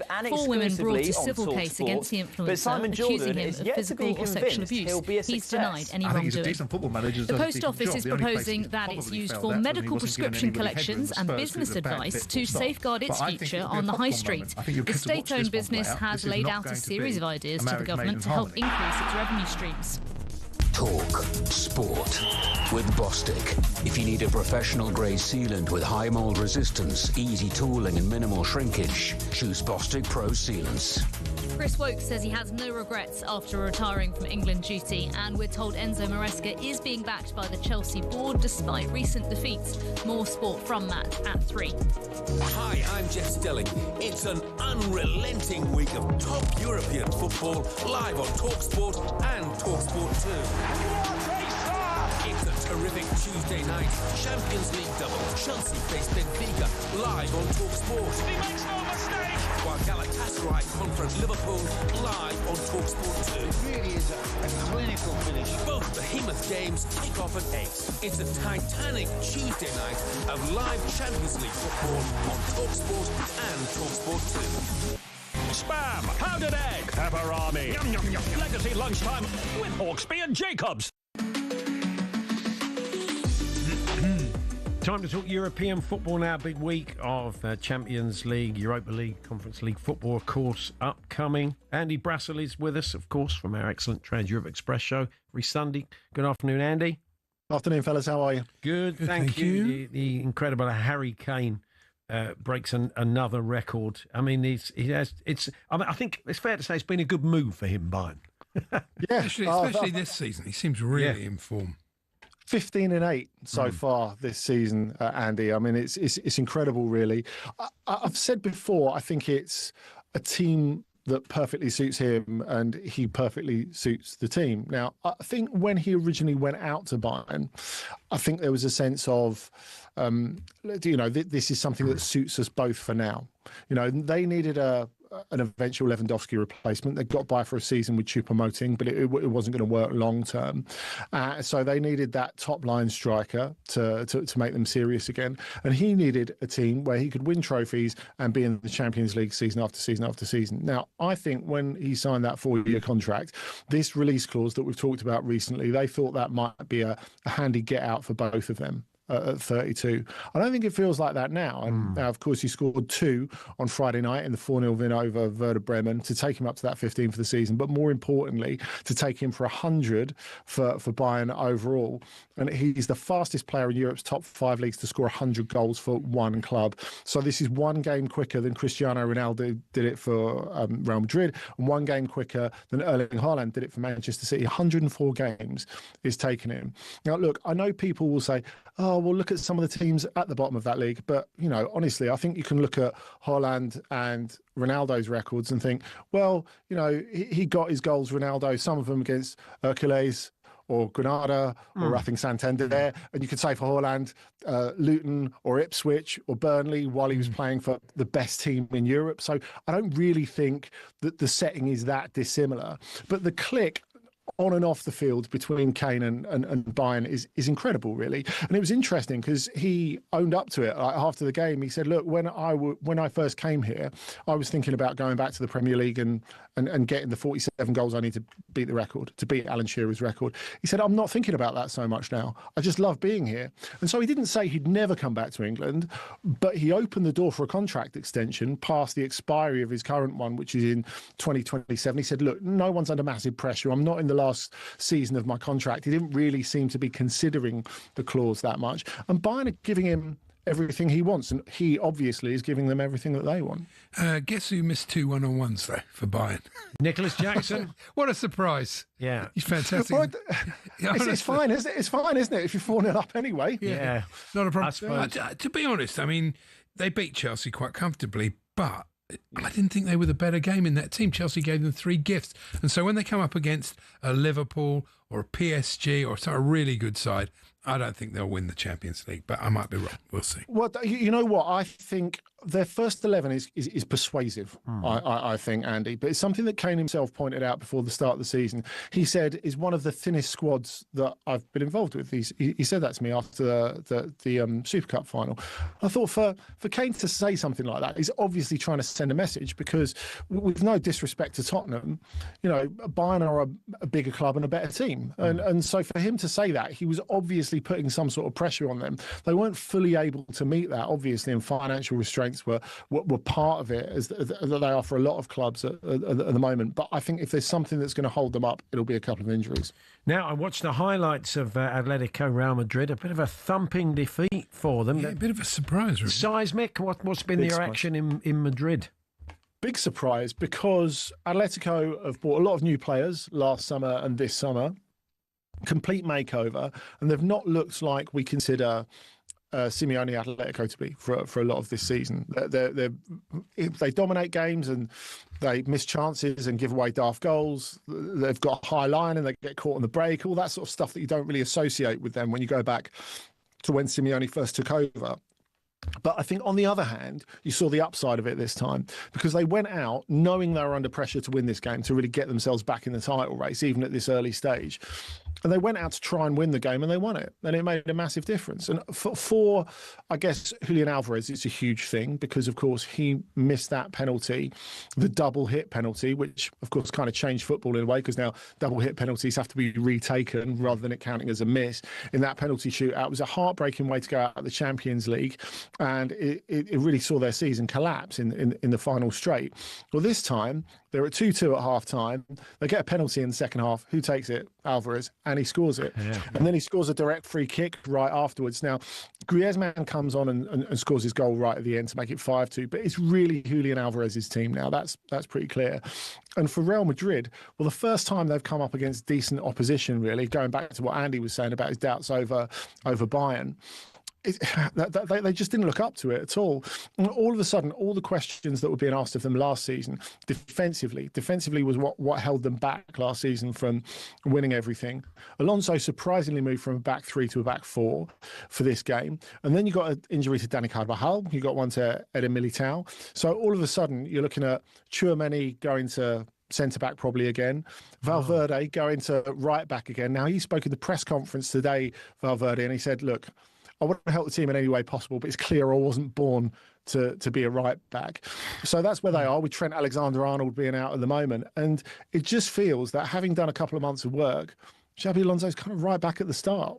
Team who played in the Club World Cup with a lot of injuries. What a surprise. Yes, yeah. It's a pattern that we are seeing. It's quite a familiar top 4 in Italy when we look at it, although there's been a change at the top. I mean, we've been talking a lot about the Premier League looking quite different in the top 4 at the moment, but yeah, all the big hitters are there. But Napoli went, they're second now. Milan go top. They beat them at the San Siro, despite being down to 10 men as well at some point. Yeah, well, you can say the top 4 is familiar. Milan being top is not familiar. No.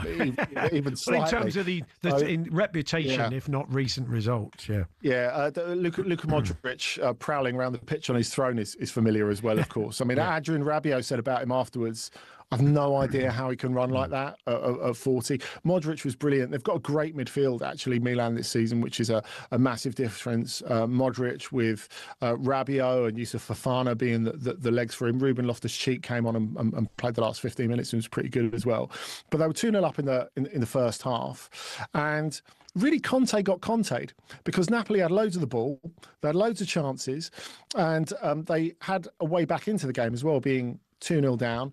They got a penalty when Pervis Estupiñán made a last-man foul on... I think it was. I'm trying to think who it was. Anyway, when one of the Napoli players was just about to put it in, penalty scored by Kevin De Bruyne. After that, he changed it up, Conte, to try and bring some attacking freshness on. McTominay, Højlund, and De Bruyne, which was a big gamble, all came off. The look on the face of De Bruyne. I know you'll know the face that I'm talking about without seeing the pictures. He was really unhappy, and Conte said, look, afterwards, if he's sulking about anything, he needs to be sulking about the result. So, it's only one way with Conte, but great surprise for Milan, and especially when you bear in mind, first game of the season, they lost at home to Cremonese, who've just been promoted, one season in the top flight in the last 20 years, and Allegri said, Max Allegri said, look, our defending is just not good enough for this level. And obviously he said a more explicit version of that behind closed doors. And the players have completely taken it to heart. And Pulisic has been brilliant, actually. In France, PSG won, and feeding at what Andy said about World Cup teams getting injuries, they picked up more injuries, and they go to Barcelona in the Champions League on Wednesday, Andy. Yeah, they did. And bear in mind that Lamine Yamal made his comeback from injury as a substitute against Real Sociedad, set up a goal within 1 minute for Robert Lewandowski that turned out to be the winner, and got a goal of his own ruled out later on. So it could be a bit of a tough one for PSG, that. Now, of course, we know they've got a few players that are out medium term, so Ousmane Dembélé and Désiré Doué, which is the only reason they could go to the Ballon d'Or ceremony while they're playing at Marseille last weekend. Now, Marquinhos got injured last midweek. Vitinha came off in the first half. Kvaratskhelia came off at half-time in this 2-0 win over Auxerre. So, it's difficult to plead sympathy for PSG because we know they've got enormous resources. Funnily enough, I'm interested to see the sort of Benfica team that takes the field at Chelsea tomorrow night, when obviously all the focus is on Mourinho going back there. But if we're talking about teams that have played a lot of games coming out the back of the Club World Cup, Andy, if you look at the European teams that were in the last 16 of the Club World Cup, Benfica have played a lot more games than any of those teams. And honestly, a lot of the problems that Mourinho's dealing with is because his team looked half dead in the last 20 minutes of the games. Yeah, it'd be interesting. You get a good reception tomorrow night. What about Galatasaray? They're playing Liverpool. How did they do on the weekend?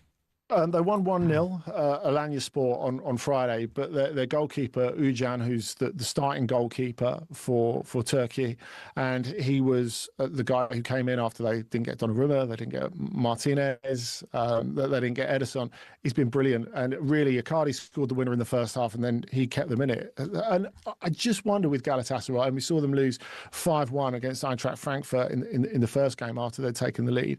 There's lots of quality in the squad, but they're quite open. And against Liverpool, I think that's a bit of a danger, and then some. Andy, we will catch up with you next week, and you'll be back with Danny next Sunday, I guess. Yes, 9 p.m. Look forward to it. Brilliant. Okay, yeah, Trans Europe Express, always a great listen. If you're not able to listen live on a Sunday, the guys bring out a podcast, of course, for you. You can get that wherever you get your podcasts, for a real deep dive into the world of European football. Yes, and Danny couldn't be with us today. Danny Kelly will be back for his game-by-game review of the Premier League weekend next week.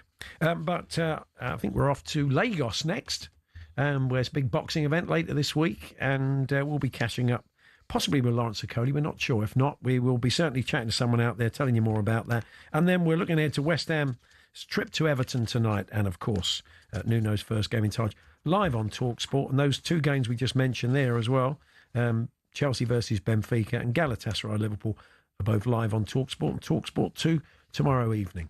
We're here with Toolstation, standing behind every single tradesperson of Britain. Next stop, Toolstation.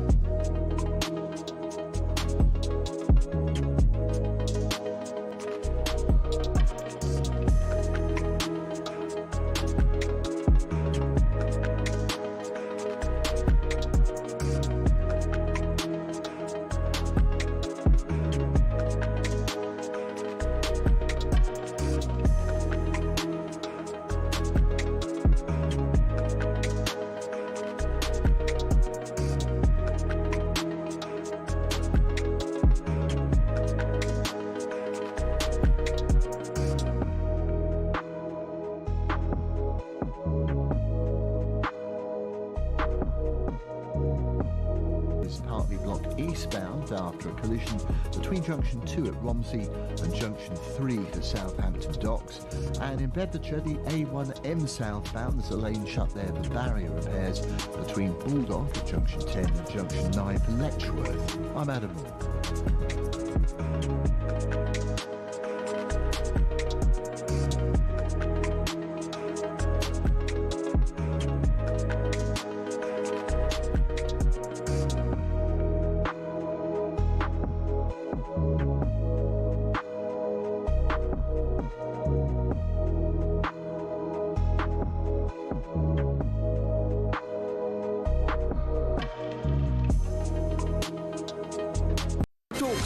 Superstar Breakfast tomorrow morning from 6 on talkSPORT. Simultaneously breaking the rules. Take me to the boozer. Just thrilled to see a level of professionalism. The sound barrier. Dear, dear. And the bank. 12 bottles of wine, 360 cans of beer. Talking about the Superstar Breakfast. Tomorrow morning from 6 on talkSPORT.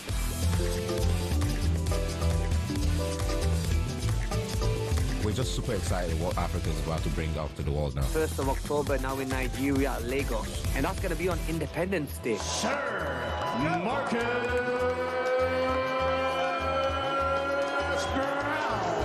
Brandon Glanton puts himself back in victory lane. Brandon Glanton, he's going in against Marcus Brown. I mean, that's a bad blood fight.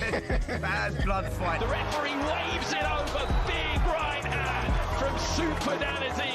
Everyone's going to be celebrating. We want to show boxing the African way. Yes, a big night of boxing in Lagos later this week, and we're going to bring it to you on the talkSPORT Boxing YouTube channel. We sent our intrepid team out there. Not a bad gig. Independence Day in Lagos. Spencer Oliver joins us now. Hi, Spencer. How are we, gentlemen? Yeah, I'm out here in Lagos, and Dan Aziz, who's going to be boxing on the bill. It's Nigerian Independence Day. That's on Wednesday, and there's a huge, huge show coming up. There really is. And Dan, how good is it to be part of the show out here in Nigeria? I mean, the last time they had big-time boxing out in Africa was Muhammad Ali, George Foreman, the Rumble in the Jungle, back in 1974, 75. Yeah. Now we return. How good is it? It feels so good. We just came back from the little press run at the National Stadium with all the kids, did some pads with them, giving out free gear, and it just feels so great. Like, it's hot, it's sunny, everyone looking forward to the biggest show that has happened in Nigeria. So, I just can't wait, and I'm looking forward to it. Asiku, Adamu and Amir Khan and Amir Khan Promotions, Balmoral Promotions, they are going big out here. Now, how good is it Amir Khan is actually getting involved? We've done a show back in June in Ghana. Yeah. This one's going to be bigger and better. I mean, if you can beat that, it was unreal. No, for sure. Like, I heard Ghana was excellent. AJ was out there. My mate Denzel Bentley was out there. You were out there. And apparently the atmosphere was second to none. And we're looking in Lagos, Nigeria. And guys, we were in the gym today. We went down the local gym to the old National Stadium, actually. Dan Aziz, you was working with some of the little kids in there, and we had David Adley in there. Amir Khan was Lawrence doing Okoli. his stuff. Lawrence Okoli as well. And they all want to be boxing here, by the way. But the gym was absolutely heaving. All these kids there, and they just look at people like Dan Aziz, and they want to be a part of that. They see it, so it's a great opportunity. And that is really, really good, isn't it? Like, inspirational to these.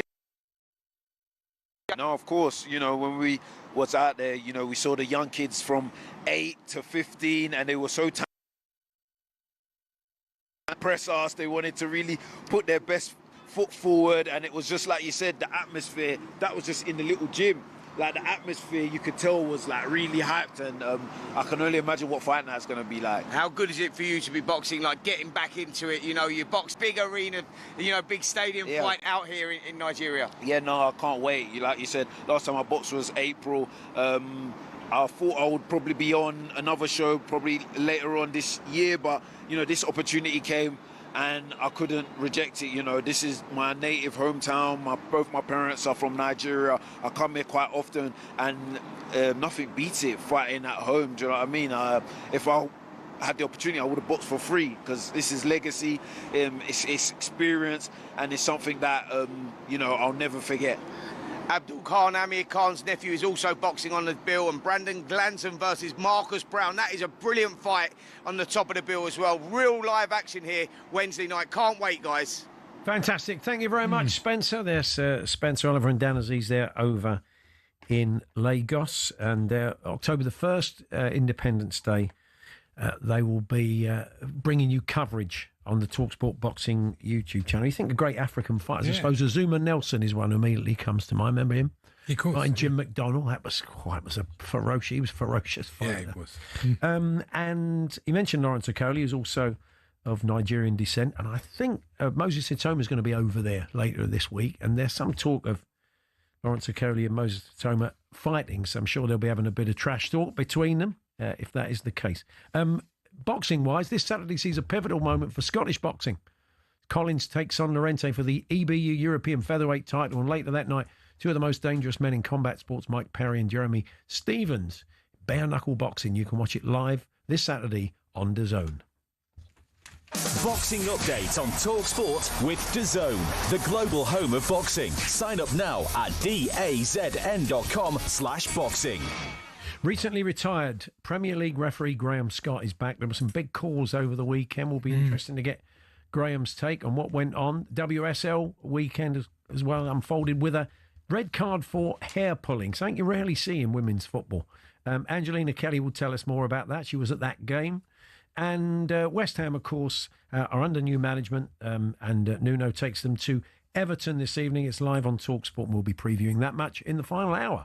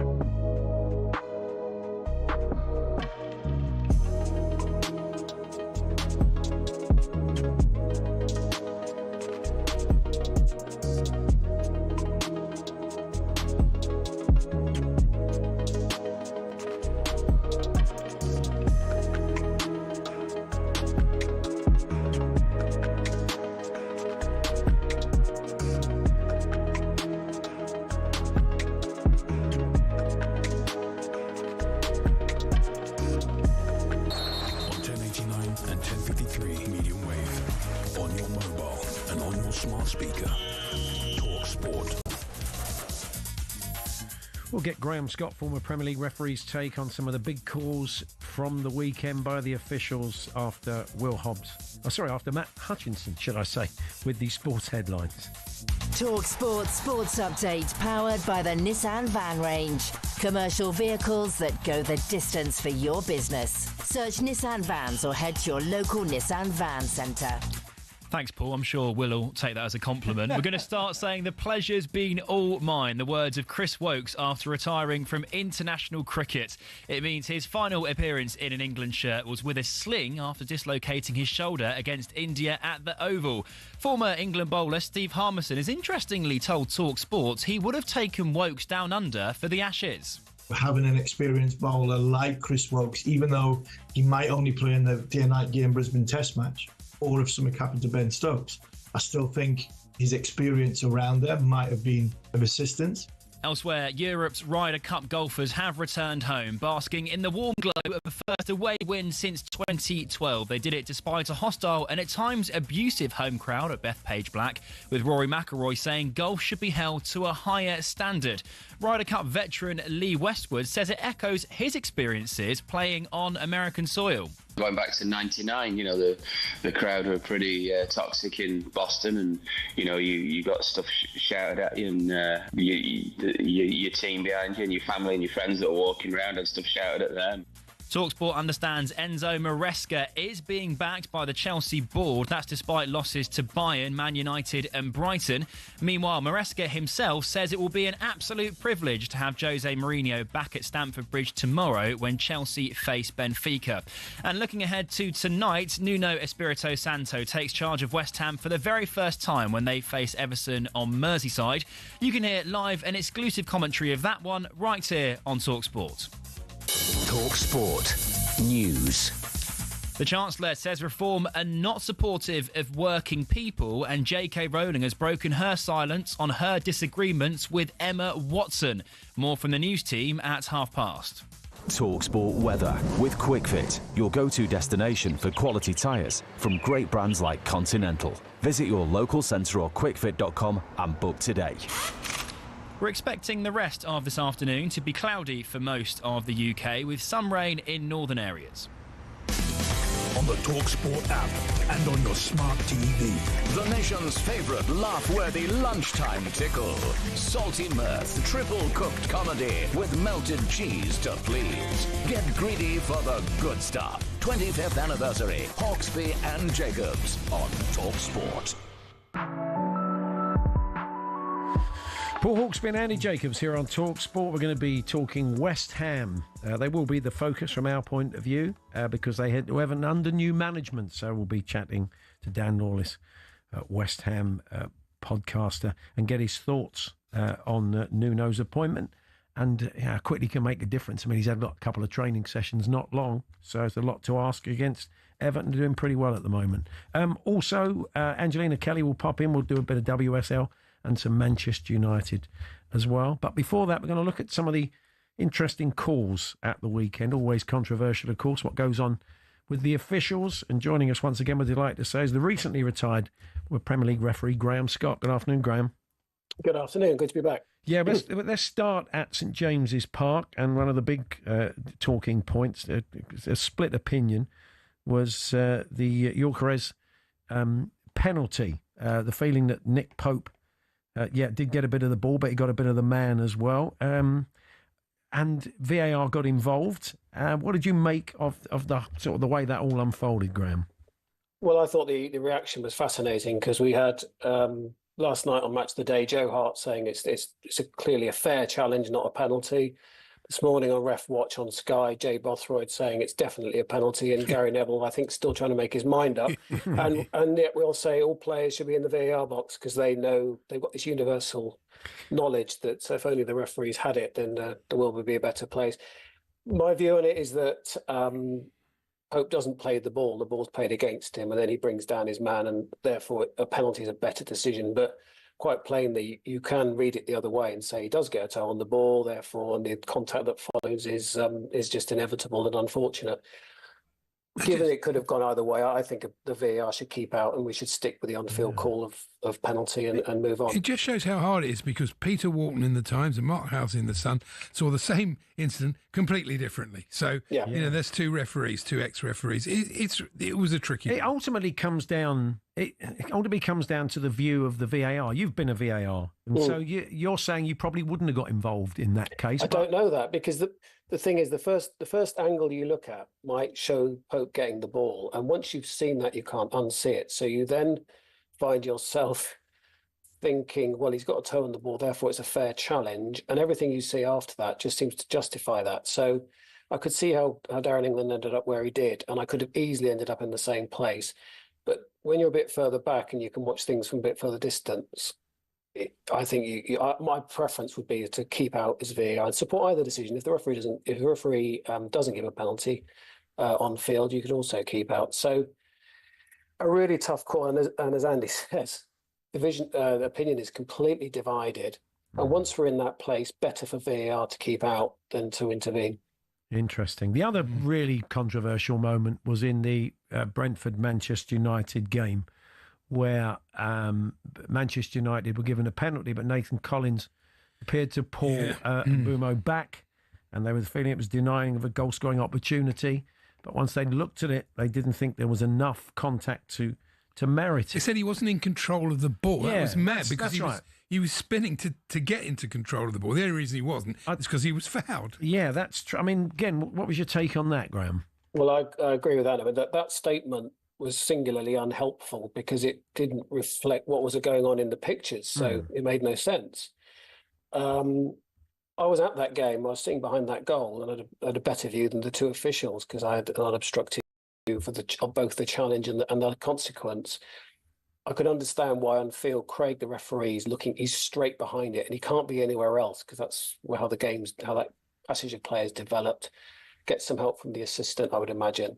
But it's clearly a foul. They give the penalty. I can understand why he went yellow, but I struggle with how this doesn't lead to an intervention. Normally I can think of a good reason. I can think of mitigation. I can think, well, yeah, but if you were in the chair, you'd maybe understand differently.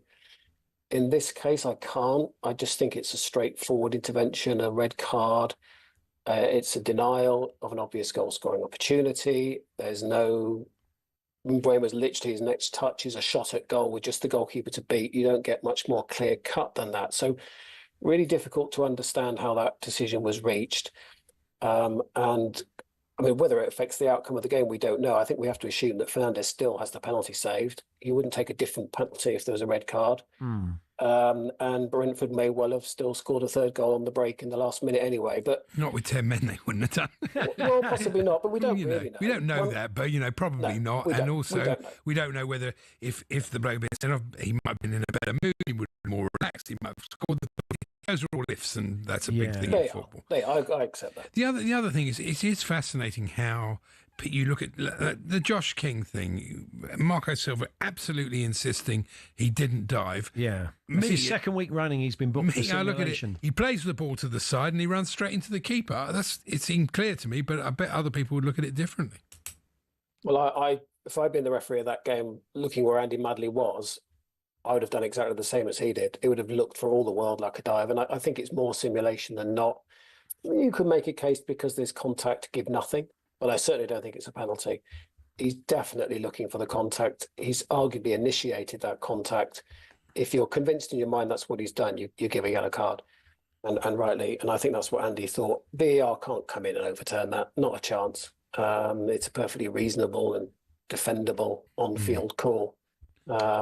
So and clearly the week before as well, he's gone down, and there's not been a foul. So hopefully he'll learn from that and stay on his feet. You don't often see decisions for simulation outside of the penalty area, but we saw one the other day in the game between Forest and Sunderland, which ultimately was quite costly from Forest's point of view, because from the resulting free kick. They could have defended it better, but I didn't look like a free kick. But a famous referee once said to me, don't go looking for trouble. And it just struck me that Tony Harrington made a big call in giving the card for simulation, giving the free kick in what looked like a sort of 50-50, two players going for the ball. Maybe one of them was hurt a little bit more than the other one.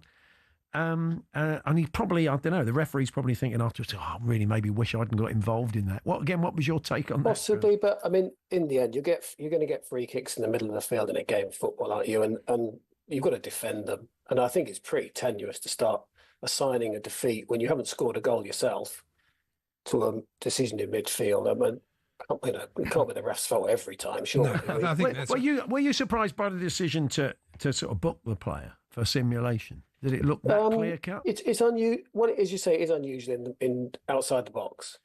And you're saying about referees solving problems. I mean, your job is to solve problems, not create them. But if it's how you've seen it, and we don't want diving in the game. Of course, the simple answer for me is, if players never dived, we wouldn't have a decision to make, would be. So it is in their hands to stay on their feet and not to exaggerate every tiny bit of contact as if they've been told. It must take hours. That's not going to happen. I do, but I'm allowed to be naive, aren't I? What about, the Salah, possible handball? Obviously, it didn't matter in the end, which is a jolly good thing, but I think it would have been a lot of controversy if Palace had been denied a win because of that. For me, it looked like handball. The word you've used in there is possible, and it looked like, and as VAR you nailed on, definite, 100% factual. I was VAR last season on Tottenham Man City, and a goal by Erling Haaland was chalked off on field for handball. Factual handball.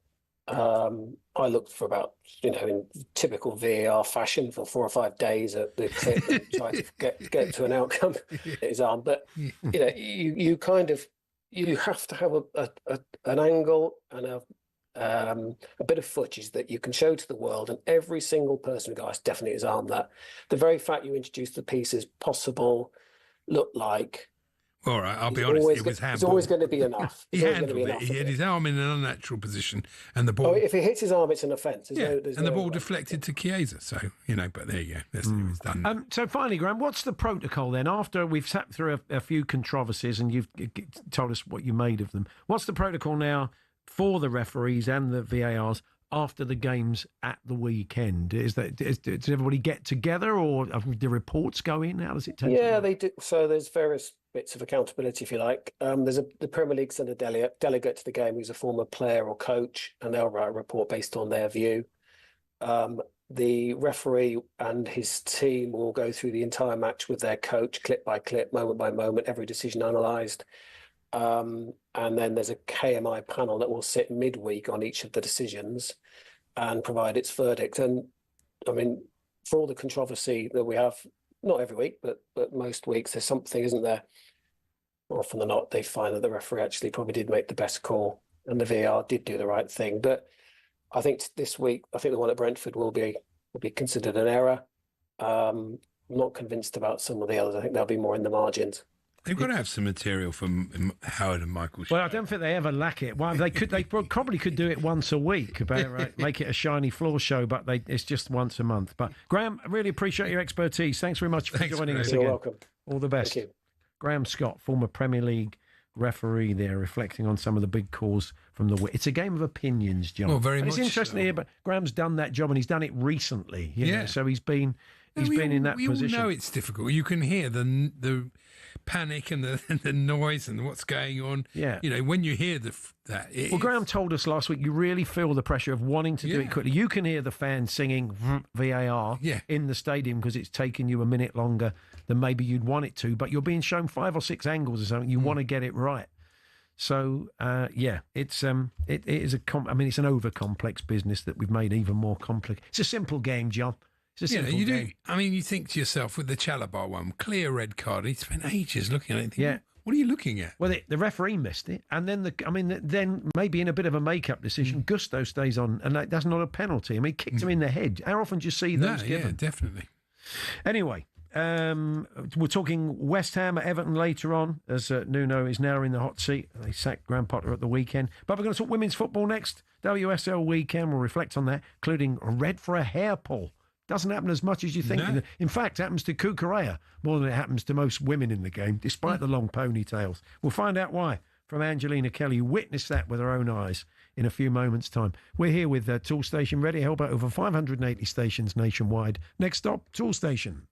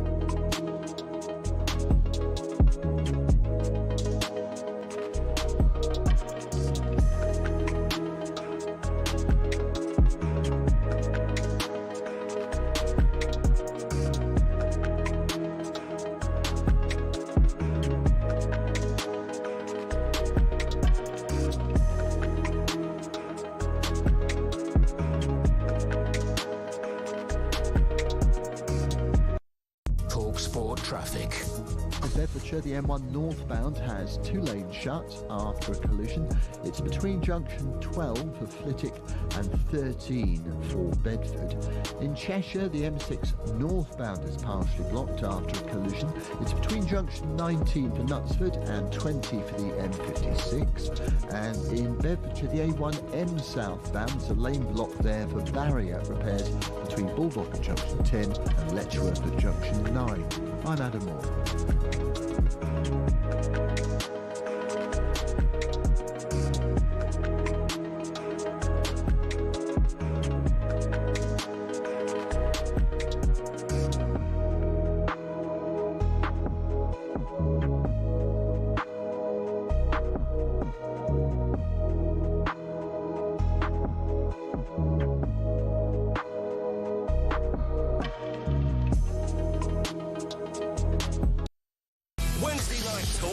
Champions League Network Triple Bill Spectacular. Union Saint-Gilloise versus Newcastle. Kick-off 5:45 on talkSPORT 2. Then Arsenal versus Olympiacos on talkSPORT. And Monaco versus Man City on talkSPORT 2. Kick-off at 8 p.m. It's a Wednesday night Champions League Lollapalooza. Good afternoon, Paul Hawksbee, Andy Jacobs here on talkSPORT. We're going to be looking at our commentary game this evening between Everton and West Ham later on in the show. Before that, though, we turn our attention to Women's Super League from the weekend. Angelina Kelly has joined us in the studio. Hi, Angelina. Hello. I heard you yesterday reporting into Sam and the gang on the West Ham-Chelsea game. It was a thumping win for Chelsea. And I was listening to your report saying we've had a red card for hair pulling in the match. And I thought, considering the amount of low ponytails, yes, I'm surprised this doesn't go on more often in women's football. Yeah, I mean, it was such a crazy first half. I mean, within 23 minutes, you've got West Ham being a player down and Arsenal being 3-0 up. They scored... Chelsea. Yeah. They scored their first 3 goals in 7 minutes, Chelsea. Wow. Aggie Beever-Jones was sensational. I think she's the first Chelsea player to score a goal in the 4 opening WSL fixtures ever. So she's been absolutely brilliant. And I think she's, I think having that competition now with Sam Kerr coming back from injury after being out for about 20 months with her ACL, I think that's actually really helping her. And I spoke to Erin Cuthbert after the game, who got player of the match, and she was saying about how there's such fierce competition in that Chelsea team, and it's really important. But yeah, the hair pulling situation, West Ham defender Inez Bellamou, it was her first start in the WSL. She was given a straight red for pulling not just any Chelsea player's hair, but their club record signing. Alyssa Thompson pulled her hair. But, was she sort of getting away? Was she away? In what circumstance? So she had her hands on her back. Wasn't it? Yeah, she was trying to maybe get a little bit of a hold of her, maybe a little bit of a tug on the shirt, and she's got her hair. But, it's a straight red offence, and no disrespect to the player because she did look gutted, but you should know better, and I think that's why we don't see it more. We definitely don't see it. Also, the embarrassment if you've got extensions, Angelina. That could be, you might try and stop someone getting away, and they get away, and he's just got a handful of hair. Exactly, and I'm not going to reveal my sources, but I know a former WSL footballer who told a story about how that actually happened, where extensions were accidentally pulled, not on purpose. Wow. So it can happen. Obviously, we don't see it in the men's game as much because their hair is much shorter, but, Mark Cucurella, Fellaini, for example, we have seen it happen before, but it was very, very reckless. And I think to put West Ham down to 10 players, the second half they came out and they really gave it their all. But you're 3-0 down to Chelsea. It's going to be so difficult to come back from that. But they maintain their 100% win record, Chelsea. They could be on for another invincible season at this rate. Yeah, they could. I mean, what the league doesn't need is that, really. I agree. Them running away with it. It's going to be United or Arsenal. They're going to challenge them. But Arsenal, what a surprise. Or City. Yes, but they've already lost to Chelsea. And, they are a good team, but, Yeah, and it is so tight at the top of the WSL. We've seen it before go down to, points, goal difference, etc. So you lose 1 or 2 games or you drop points a couple of times and it does hurt you. And, touching on Arsenal, I was at that game as well, 1-1 against Aston Villa. Aston Villa got an injury time equaliser in the 94th minute. Arsenal failed to win their second successive WSL game now because they drew with Man United the weekend before. And listen, 2 draws, you don't really think too much of it, but because it is so tight at the top, people are questioning if they've already lost the league. I think it's a little bit early. What it means that. is that them and United have to beat Chelsea when they play them. Yeah, it's got to be a must-win, doesn't it? But, you do have to question, Arsenal had 4 players in the top 7 of the Ballon d'Or. We need to see that Ballon d'Or quality from the players. And I think bringing somebody like Chloe Kelly in, we know she's a bit of a super sub. She was for England in the summer, but to bring one in the 87th minute, there's only so much a player can do, I think, even though they did have extra time. But... we'll have to see. They've got Manchester United. Well, if you don't follow women's football and you don't watch it, and you watch the Euros and you watch Chloe Kelly and the impact she had, a lot of people are thinking, well, why is she not getting starts? Exactly. I think that when you look at Arsenal, for those who don't know, they have so many forward options. They have Olivia Smith, who's their £1 million signing. You have Beth Mead, who is such an experienced player. She's got the top assists in the WSL. You've got Chloe Kelly, of course, but you have Alessia Russo, who came 3rd in the Ballon d'Or. You have Stina Blackstenius, who scored the winning goal in the Champions League. So there are so many options, but I think maybe does Renee Slagers need to rotate a little bit more. Beth Mead did get the start, which I think was the right decision. I think that she's looked good so far, but I think maybe making the substitutions a little bit earlier. But the problem with this game was Arsenal had so many chances, especially in the first half, and they didn't capitalise on them. And Aston Villa punished them, so they only have themselves to blame in that sense. Manchester United, your club, going rather well at the moment. They beat Liverpool in St Helens. It's so strange speaking positively about Manchester United. Miyazawa got the first goal for Manchester United in the 4th minute. Absolute brilliant goal from the edge of the D. Jess Park providing an assist as well in the game. Ella Toone getting a goal. She was assisted by Elizabeth Turland. It's really nice to see Elizabeth Turland, who's been scoring goals for fun in the Champions League for Manchester United in the qualifiers. Her and Ella Toone link up really nicely, so it's been good to see that. I think Manchester United have really high standards. They've said, we beat Liverpool 2-0, but it should have been more. But again, massive shout to Fallon Tullis-Joyce, the goalkeeper. She's now preserved her 16th clean sheet since the start of last season now.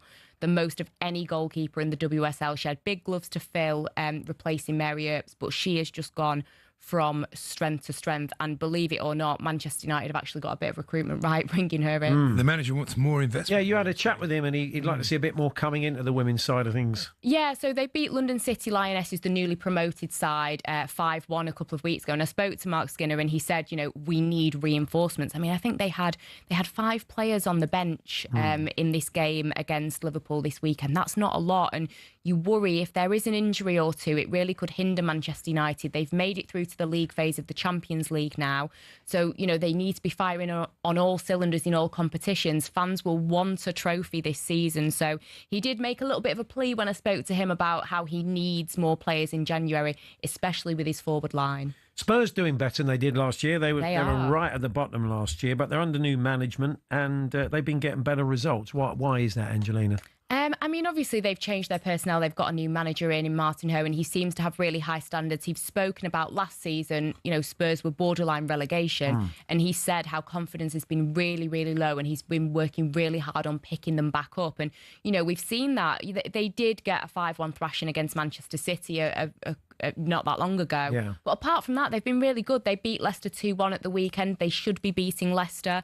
Tinka Tamberg, their new signing, she scored a great goal. Olivia Holt as well with a great goal. So I just think overall they just seem like a much more cohesive unit. I think that they've bought well in the transfer window as well. So lots to be positive about if you are a Spurs fan, because they're looking really strong. And London City Lionesses, we've been keeping an eye on them. They came up this season and they've had a couple of brutal defeats. Yes. And then they had a win. It's a bit of a process. Had another brutal defeat again. So it's not going to be straightforward, this, is it? But, there's worse teams than them, it would seem, at the moment. Definitely. I mean, we're still very early on in the season, but, West Ham don't even have a point yet. They really look like they are in trouble. Leicester have been struggling at times. Liverpool Liverpool have been struggling. Everton, despite winning the Merseyside derby, have not managed to go from strength to strength and build on that. They've, suffered some really bad defeats. So do I think that London City Lionesses will be relegated? I don't think that they will. They've got 17 signings, some of them absolute superstars. So I think that they will have enough to stay up, but they need to work on the defence, and their goalkeeper as well needs to do a bit of work, because you've lost 4-1 to Arsenal, 5-1 to United, 4-1 to Manchester City. Those sides are better. Yeah. Of course they're better, but the quality that they do have in that team, they need to work on this, because they cannot be letting so many goals in. But I think the quality that they have, and again, I spoke to the manager after the defeat to Manchester United, and he said, my hardest job is getting these players to gel. 17 new it's a lot. It's a lot. It's a lot of work. Yeah, it will take time, but I think that they will stay up. But, Michelle Kang, who's running the show, she brought in those 17 signings. It wouldn't surprise me if she brought some more in, because she is there. She wants to see London City Lionesses competing for the WSL title one day, and she wants it sooner rather than later. It's a bit of a Marinakis and Steve Cooper thing, isn't it, really, when you get all these players bought for you? So go on then. Yeah. Make it work. Yeah, Hopefully it will in time. Yeah. Thanks, Angelina. We will catch up with you got next off week. without talking about Man U. Yes. Brentford. I kept it. Yeah, you did give me some long answers, thinking I'm going to run the clock. 100%. No men's Manchester United. Women's football show is back on talkSPORT 2 tonight, I take it. Yes, Leanne Sanderson has been in the building today filming it. I know that they've had Shaban's sister, Rusha, on the show. Yeah. She's now joined Crystal Palace. She'll be talking about that. So lots of interesting stuff coming up on that show. Excellent. Thank you very much. Angelina Kelly on the WSL weekend. We're going to we'll have a bit of a chat, and then we'll talk West Ham. West Ham going to Everton tonight. David Moyes' old club, of course. He welcomes them back under new management in Nuno. He's had very little time to get grips with the team, but we'll see how he fares tonight live on talkSPORT, and that's 8 o'clock kickoff.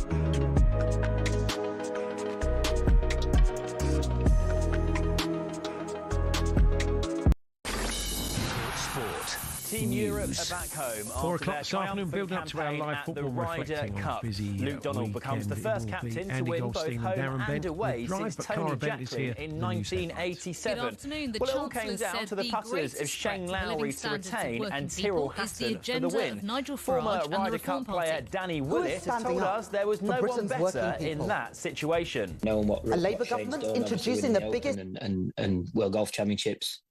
Probably one of our coolest customers under pressure, I'd say. He's obviously got that jovial side about him, but when he means business, Shane's brilliant. Well, as Europe celebrates, Team USA analyses what went wrong. 7-time Ryder Cup winner Lee Westwood says he can't understand why Scotty Scheffler had such a bad record. It happened with Tiger Woods. They always struggle to find a partner for him, and it looks like, they're struggling to find a partner for Scotty as well. I don't know what the reason for that is. It should be the easiest thing in the world. You can get more fallout on the talkSPORT YouTube channel. Now, Nuno is making his managerial debut for West Ham this evening as they take on Everton live and exclusively on talkSPORT. But Simon Jordan is yet to be convinced he'll be a success. I think he's a decent football manager that does a decent job. The only place that he's probably failed at when he wasn't given any really headroom was Spurs, because it was a bad fit, full stop. But I think it will be a popcorn moment. I think you'll get to watch this one play out. This is not going to be a marriage made in harmony.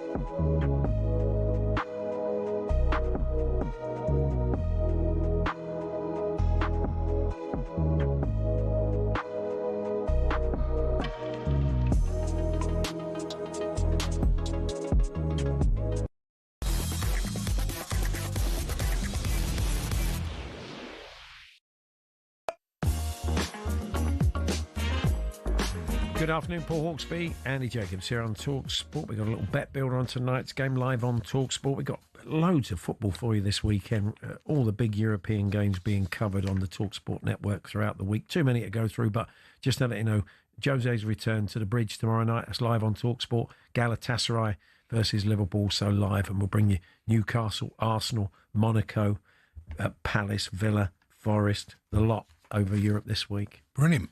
So, Andy, you got any bits you want to talk about today? Yeah, hey, we might do something with this, but it's Windsor and Eton have come up with a very interesting idea that sort of resonated with me. They're encouraging people to go plane spotting as a half-time entertainment. Because they're on the flight path. They're on the flight path to Heathrow. They told people what to look out for, what planes are coming at that particular time. And it just reminded me of going to football with my dad when I was a kid. Wow. And Stamford Bridge was the flight path was over Stamford Bridge at that time. Yeah. And he seemed much more interested, my dear old dad, in the planes than the football. Really? He said, that's a Viscount 3. That's a Sopwith Camel. No. You went with your dad. It was sort of like, I think, Viscounts and sort of Boeing 707. Those were in the days when you got on a jet and they sort of come round with like silver service and you could sit there and just smoke to your heart's content. Have your pipe going. It was much better. It's always great to have a naked flame on an aeroplane full of aviation fuel. I could not see why it was such a problem, really. Sounds good to me. Yeah. What else have we got here? Oh, our old mate Brian Linford. He's been writing about sport on TV. Okay, this is the man who writes to the Star. He puts some words. There's no punctuation in any of his messages. He puts some of the words in capital letters. So Andy shouts them for effect. That's like you think that's what? Slash. Do you think that's how Brian wants them performed? I think it is. Yeah. Yeah.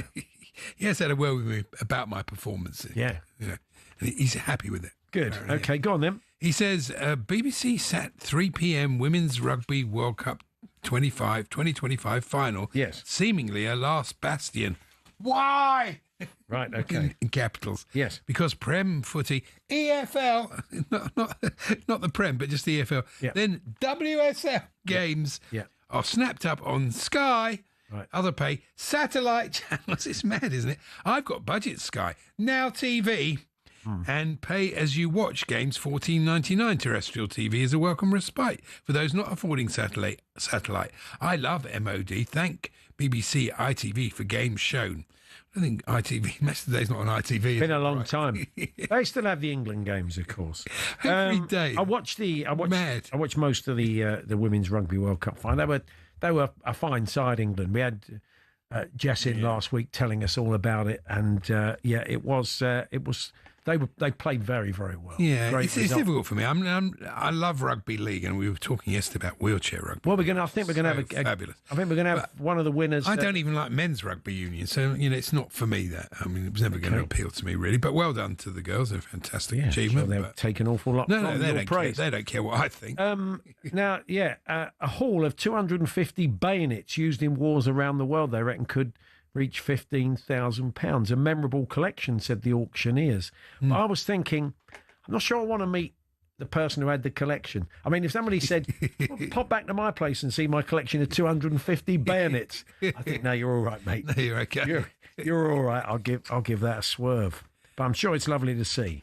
No, it's beautiful. What about this one? Oh, yeah. Yeah, so what is that? Oh, that's another bayonet. Look at this one. This is from look at that, Crimean War. Just looks like the last one to me, Dave, but there we are.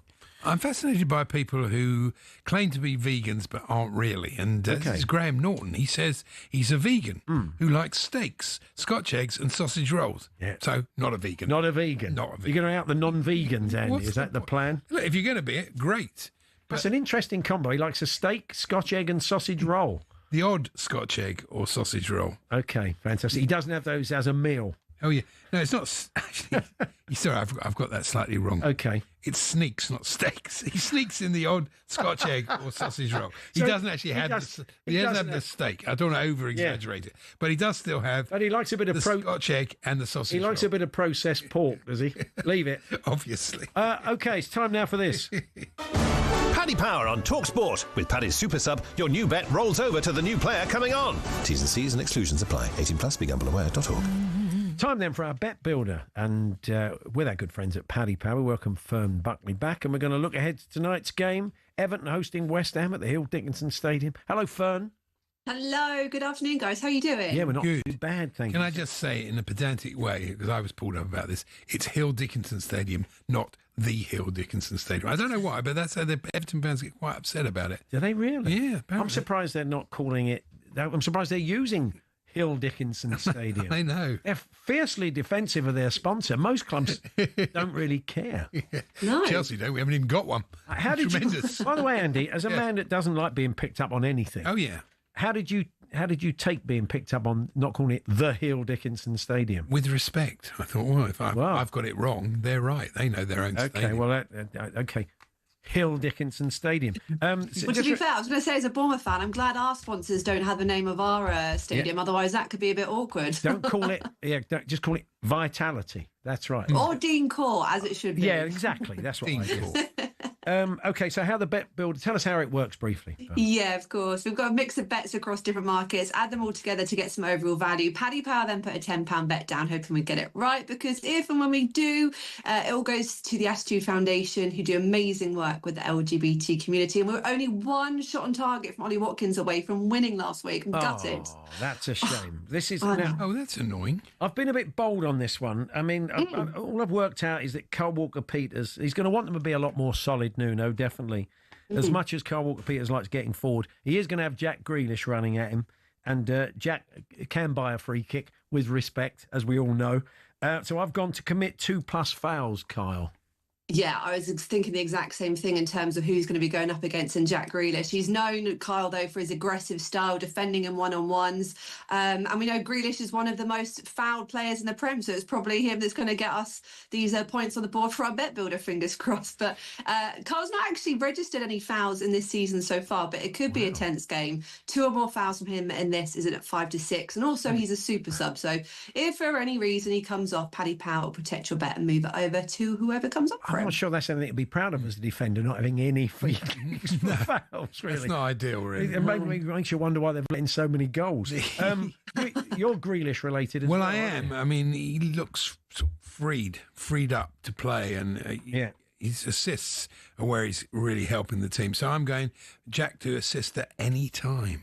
Yeah, he's been an influential player on the pitch for Everton where he can be. He's had 4 assists in 5 league games. He creates numerous chances as well. So for him to score or assist is in at 11 to 10. He's another super sub too. Our producer, Georgia, has gone for Jared Bowen to have 1+ shots on target. That sounds a pretty sound one.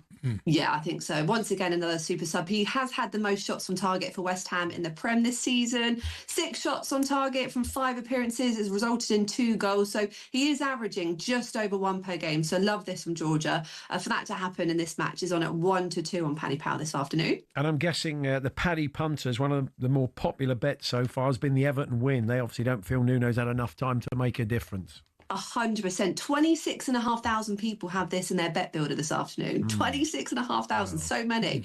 But yeah, like you say, although West Ham will have Nuno in charge for the first game, they have been in poor form, lost 5 of their last 6 matches across all competitions. And the people think that Everton can expose those defensive issues even more. Plus, they've had some good results at home recently. So yeah, lots of people getting that in their bet builder, and that's in at 13 to 20. Yeah, it should be said, though, the players, the West Ham players, want to impress. Yeah. Nuno, so they're going to put it in. I can't imagine they won't. And whereas under whether it's Potter, they might not have done so.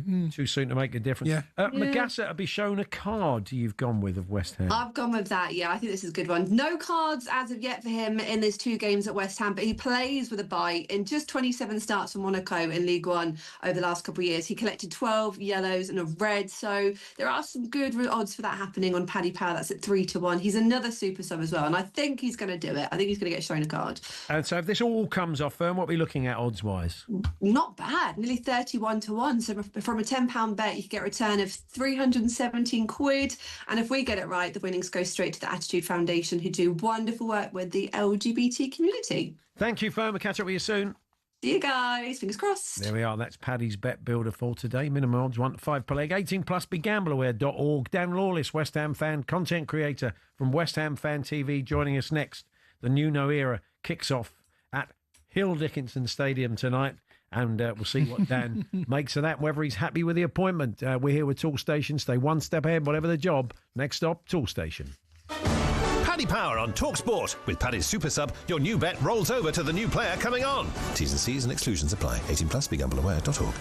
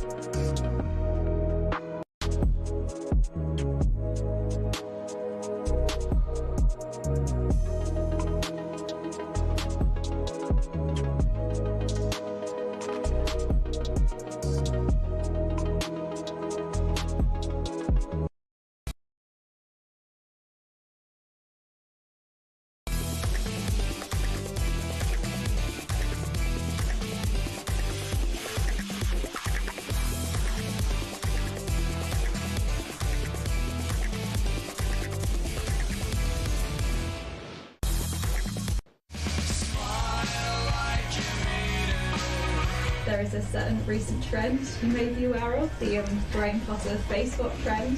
Are you aware of this? Yes, I am. It's part of criticism. It's at times ridicule the environment we're in, and it is what it is.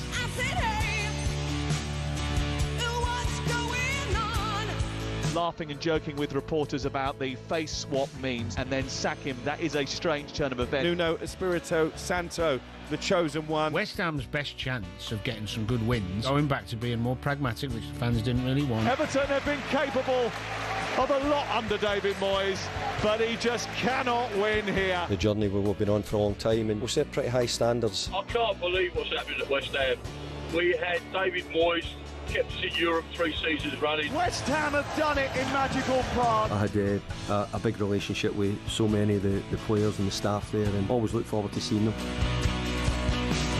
Yes, maybe not looking forward to it quite as much as he would have done before Nuno came in. But look, it's it's very really much early looking days. forward to it then. Dan Lawless from West Ham Fan TV joins us. Hi, Dan.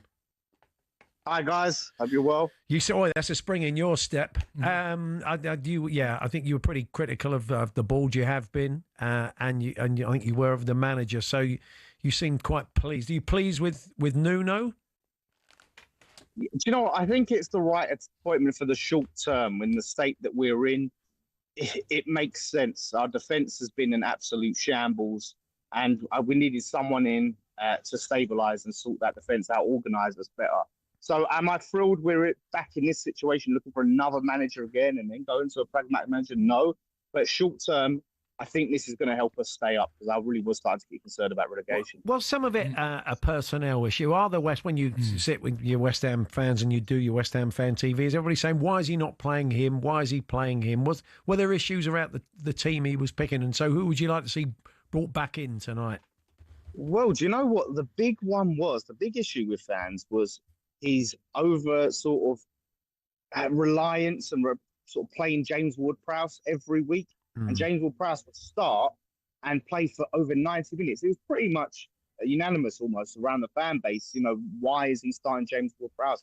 Our midfield is looking so slow. Now it's been reported that James Ward-Prowse hasn't even travelled to Everton. Oh. There was, he was at Forest with Nuno last season and barely got a look in. He shipped him back early.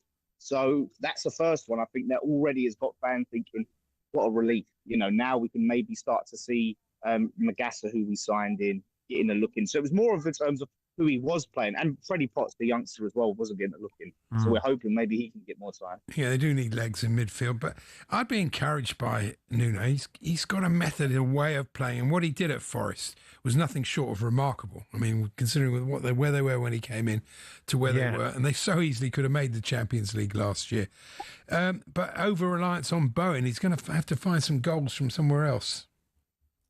Yeah, that's for sure. Creativity under Potter was a real issue. And that's something he seems to have struggled with throughout his career. Brighton were quite known for lacking a bit of creativity. If you're into the whole expected goals thing, that was quite low. But we need goals from around the pitch, and our striker, I'm hoping he can do with Fulkrug what he did with Chris Woods and really revitalise him and have a proper striker basically taking the goal scoring responsibilities. Yeah, that would make all the difference. Yeah, you've got quality. You've got not just Bowen, but Paquetá as well. Is a great player. If you can get a tune out of him, and he worked with Max Kilman, he probably played his best football with him. I always felt there was a player that I've been quite surprised how much he's struggled at West Ham. So he could make a difference to him. I think, get his confidence back. Yeah, Kilman is the one I'm really hoping he can improve the most, because he has really struggled at his time at West Ham, particularly this season and towards the back end of last season. And we paid £40 million for him. He wasn't cheap. So we're going to really need to see the best of him. And the fact that he has got that relationship with Nuno, I'm really hopeful. And, with set pieces and things like that, defending set pieces, it's been so poor. Max Kilman gets beat in the air quite often. And I'm hoping he can fix that. So he's the one I really want to see him improve. Yeah, that's been their biggest Achilles heel, the set plays. Yeah. They're giving away a lot. And Souček is still out, isn't he? Still serving that ban from the Tottenham Red. So he won't be back tonight, will he?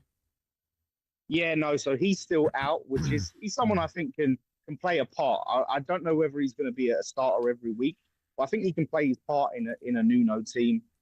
But we do need those legs in midfield. And I think Fernandes has been a really good signing from Southampton. So we get to see more of him. I think he's going to do a lot of work. And then, like I said, young Magassa, I think our midfield was a real issue this season. Biggest issue that we have. Now that's sort of fixed. I'm looking at the defence. And look, there's a good team there. Like, you look at the core group of players, you pick the right team, you coach them and set them up in the right way. I don't think we should be anywhere near relegation. So I'm really hoping he can get the best out of what he's got. And like you said, Paqueta has looked like a new player this season anyway. So he's got some good tools. Some of it, I think, is going to be his big player. He's going to be his, like, Elanga. He's stood out, hasn't he, in the early part of the season? Yeah. And finally, I'm sure you'll give David Moyes a good reception, your travelling fans tonight. Yeah, look, I think absolutely. I think look, towards the end of it, there was a lot of fans that wanted to see a change, but that's not a personal issue against David Moyes. You know, it's just a preference in terms of where people think the football club should go. But ultimately, you know, massive respect for the job that he did here, the trophy that he won, you know, we'll always be grateful. So, yeah, listen, I have respect for Moyes, even though I was one of the ones that thought maybe it's time for a change. So I think he deserves a good reception. Well, enjoy the game tonight, Dan. Good to talk to you. Thanks very much. Hope so. Yeah. Cheers, guys. Dan Lawless there from West Ham Fan TV. You'll hear it all unfold on talkSPORT this evening. Adrian Durham will be there. Joe Shannon and Danny Murphy are your commentary team. And straight after the match, who's going to get the Has Anyone Seen treatment from Jason Cundies alongside Jamie? I don't think Jason's on very solid ground. No, he's not. He was getting a lot of stick from Jamie at the weekend, so I'm sure that will continue tonight. So, yeah, tune in to the boys at 10 straight afterwards. But the build-up to all that live football will be Andy Goldstein and Darren Bent. We'll see you tomorrow, myself and Andy, for another huge night of European football and more. We will be speaking to the man that pumps up the balls, the official ball pumper of the Champions League, a proud boast, amongst our guests tomorrow. So we'll see you then.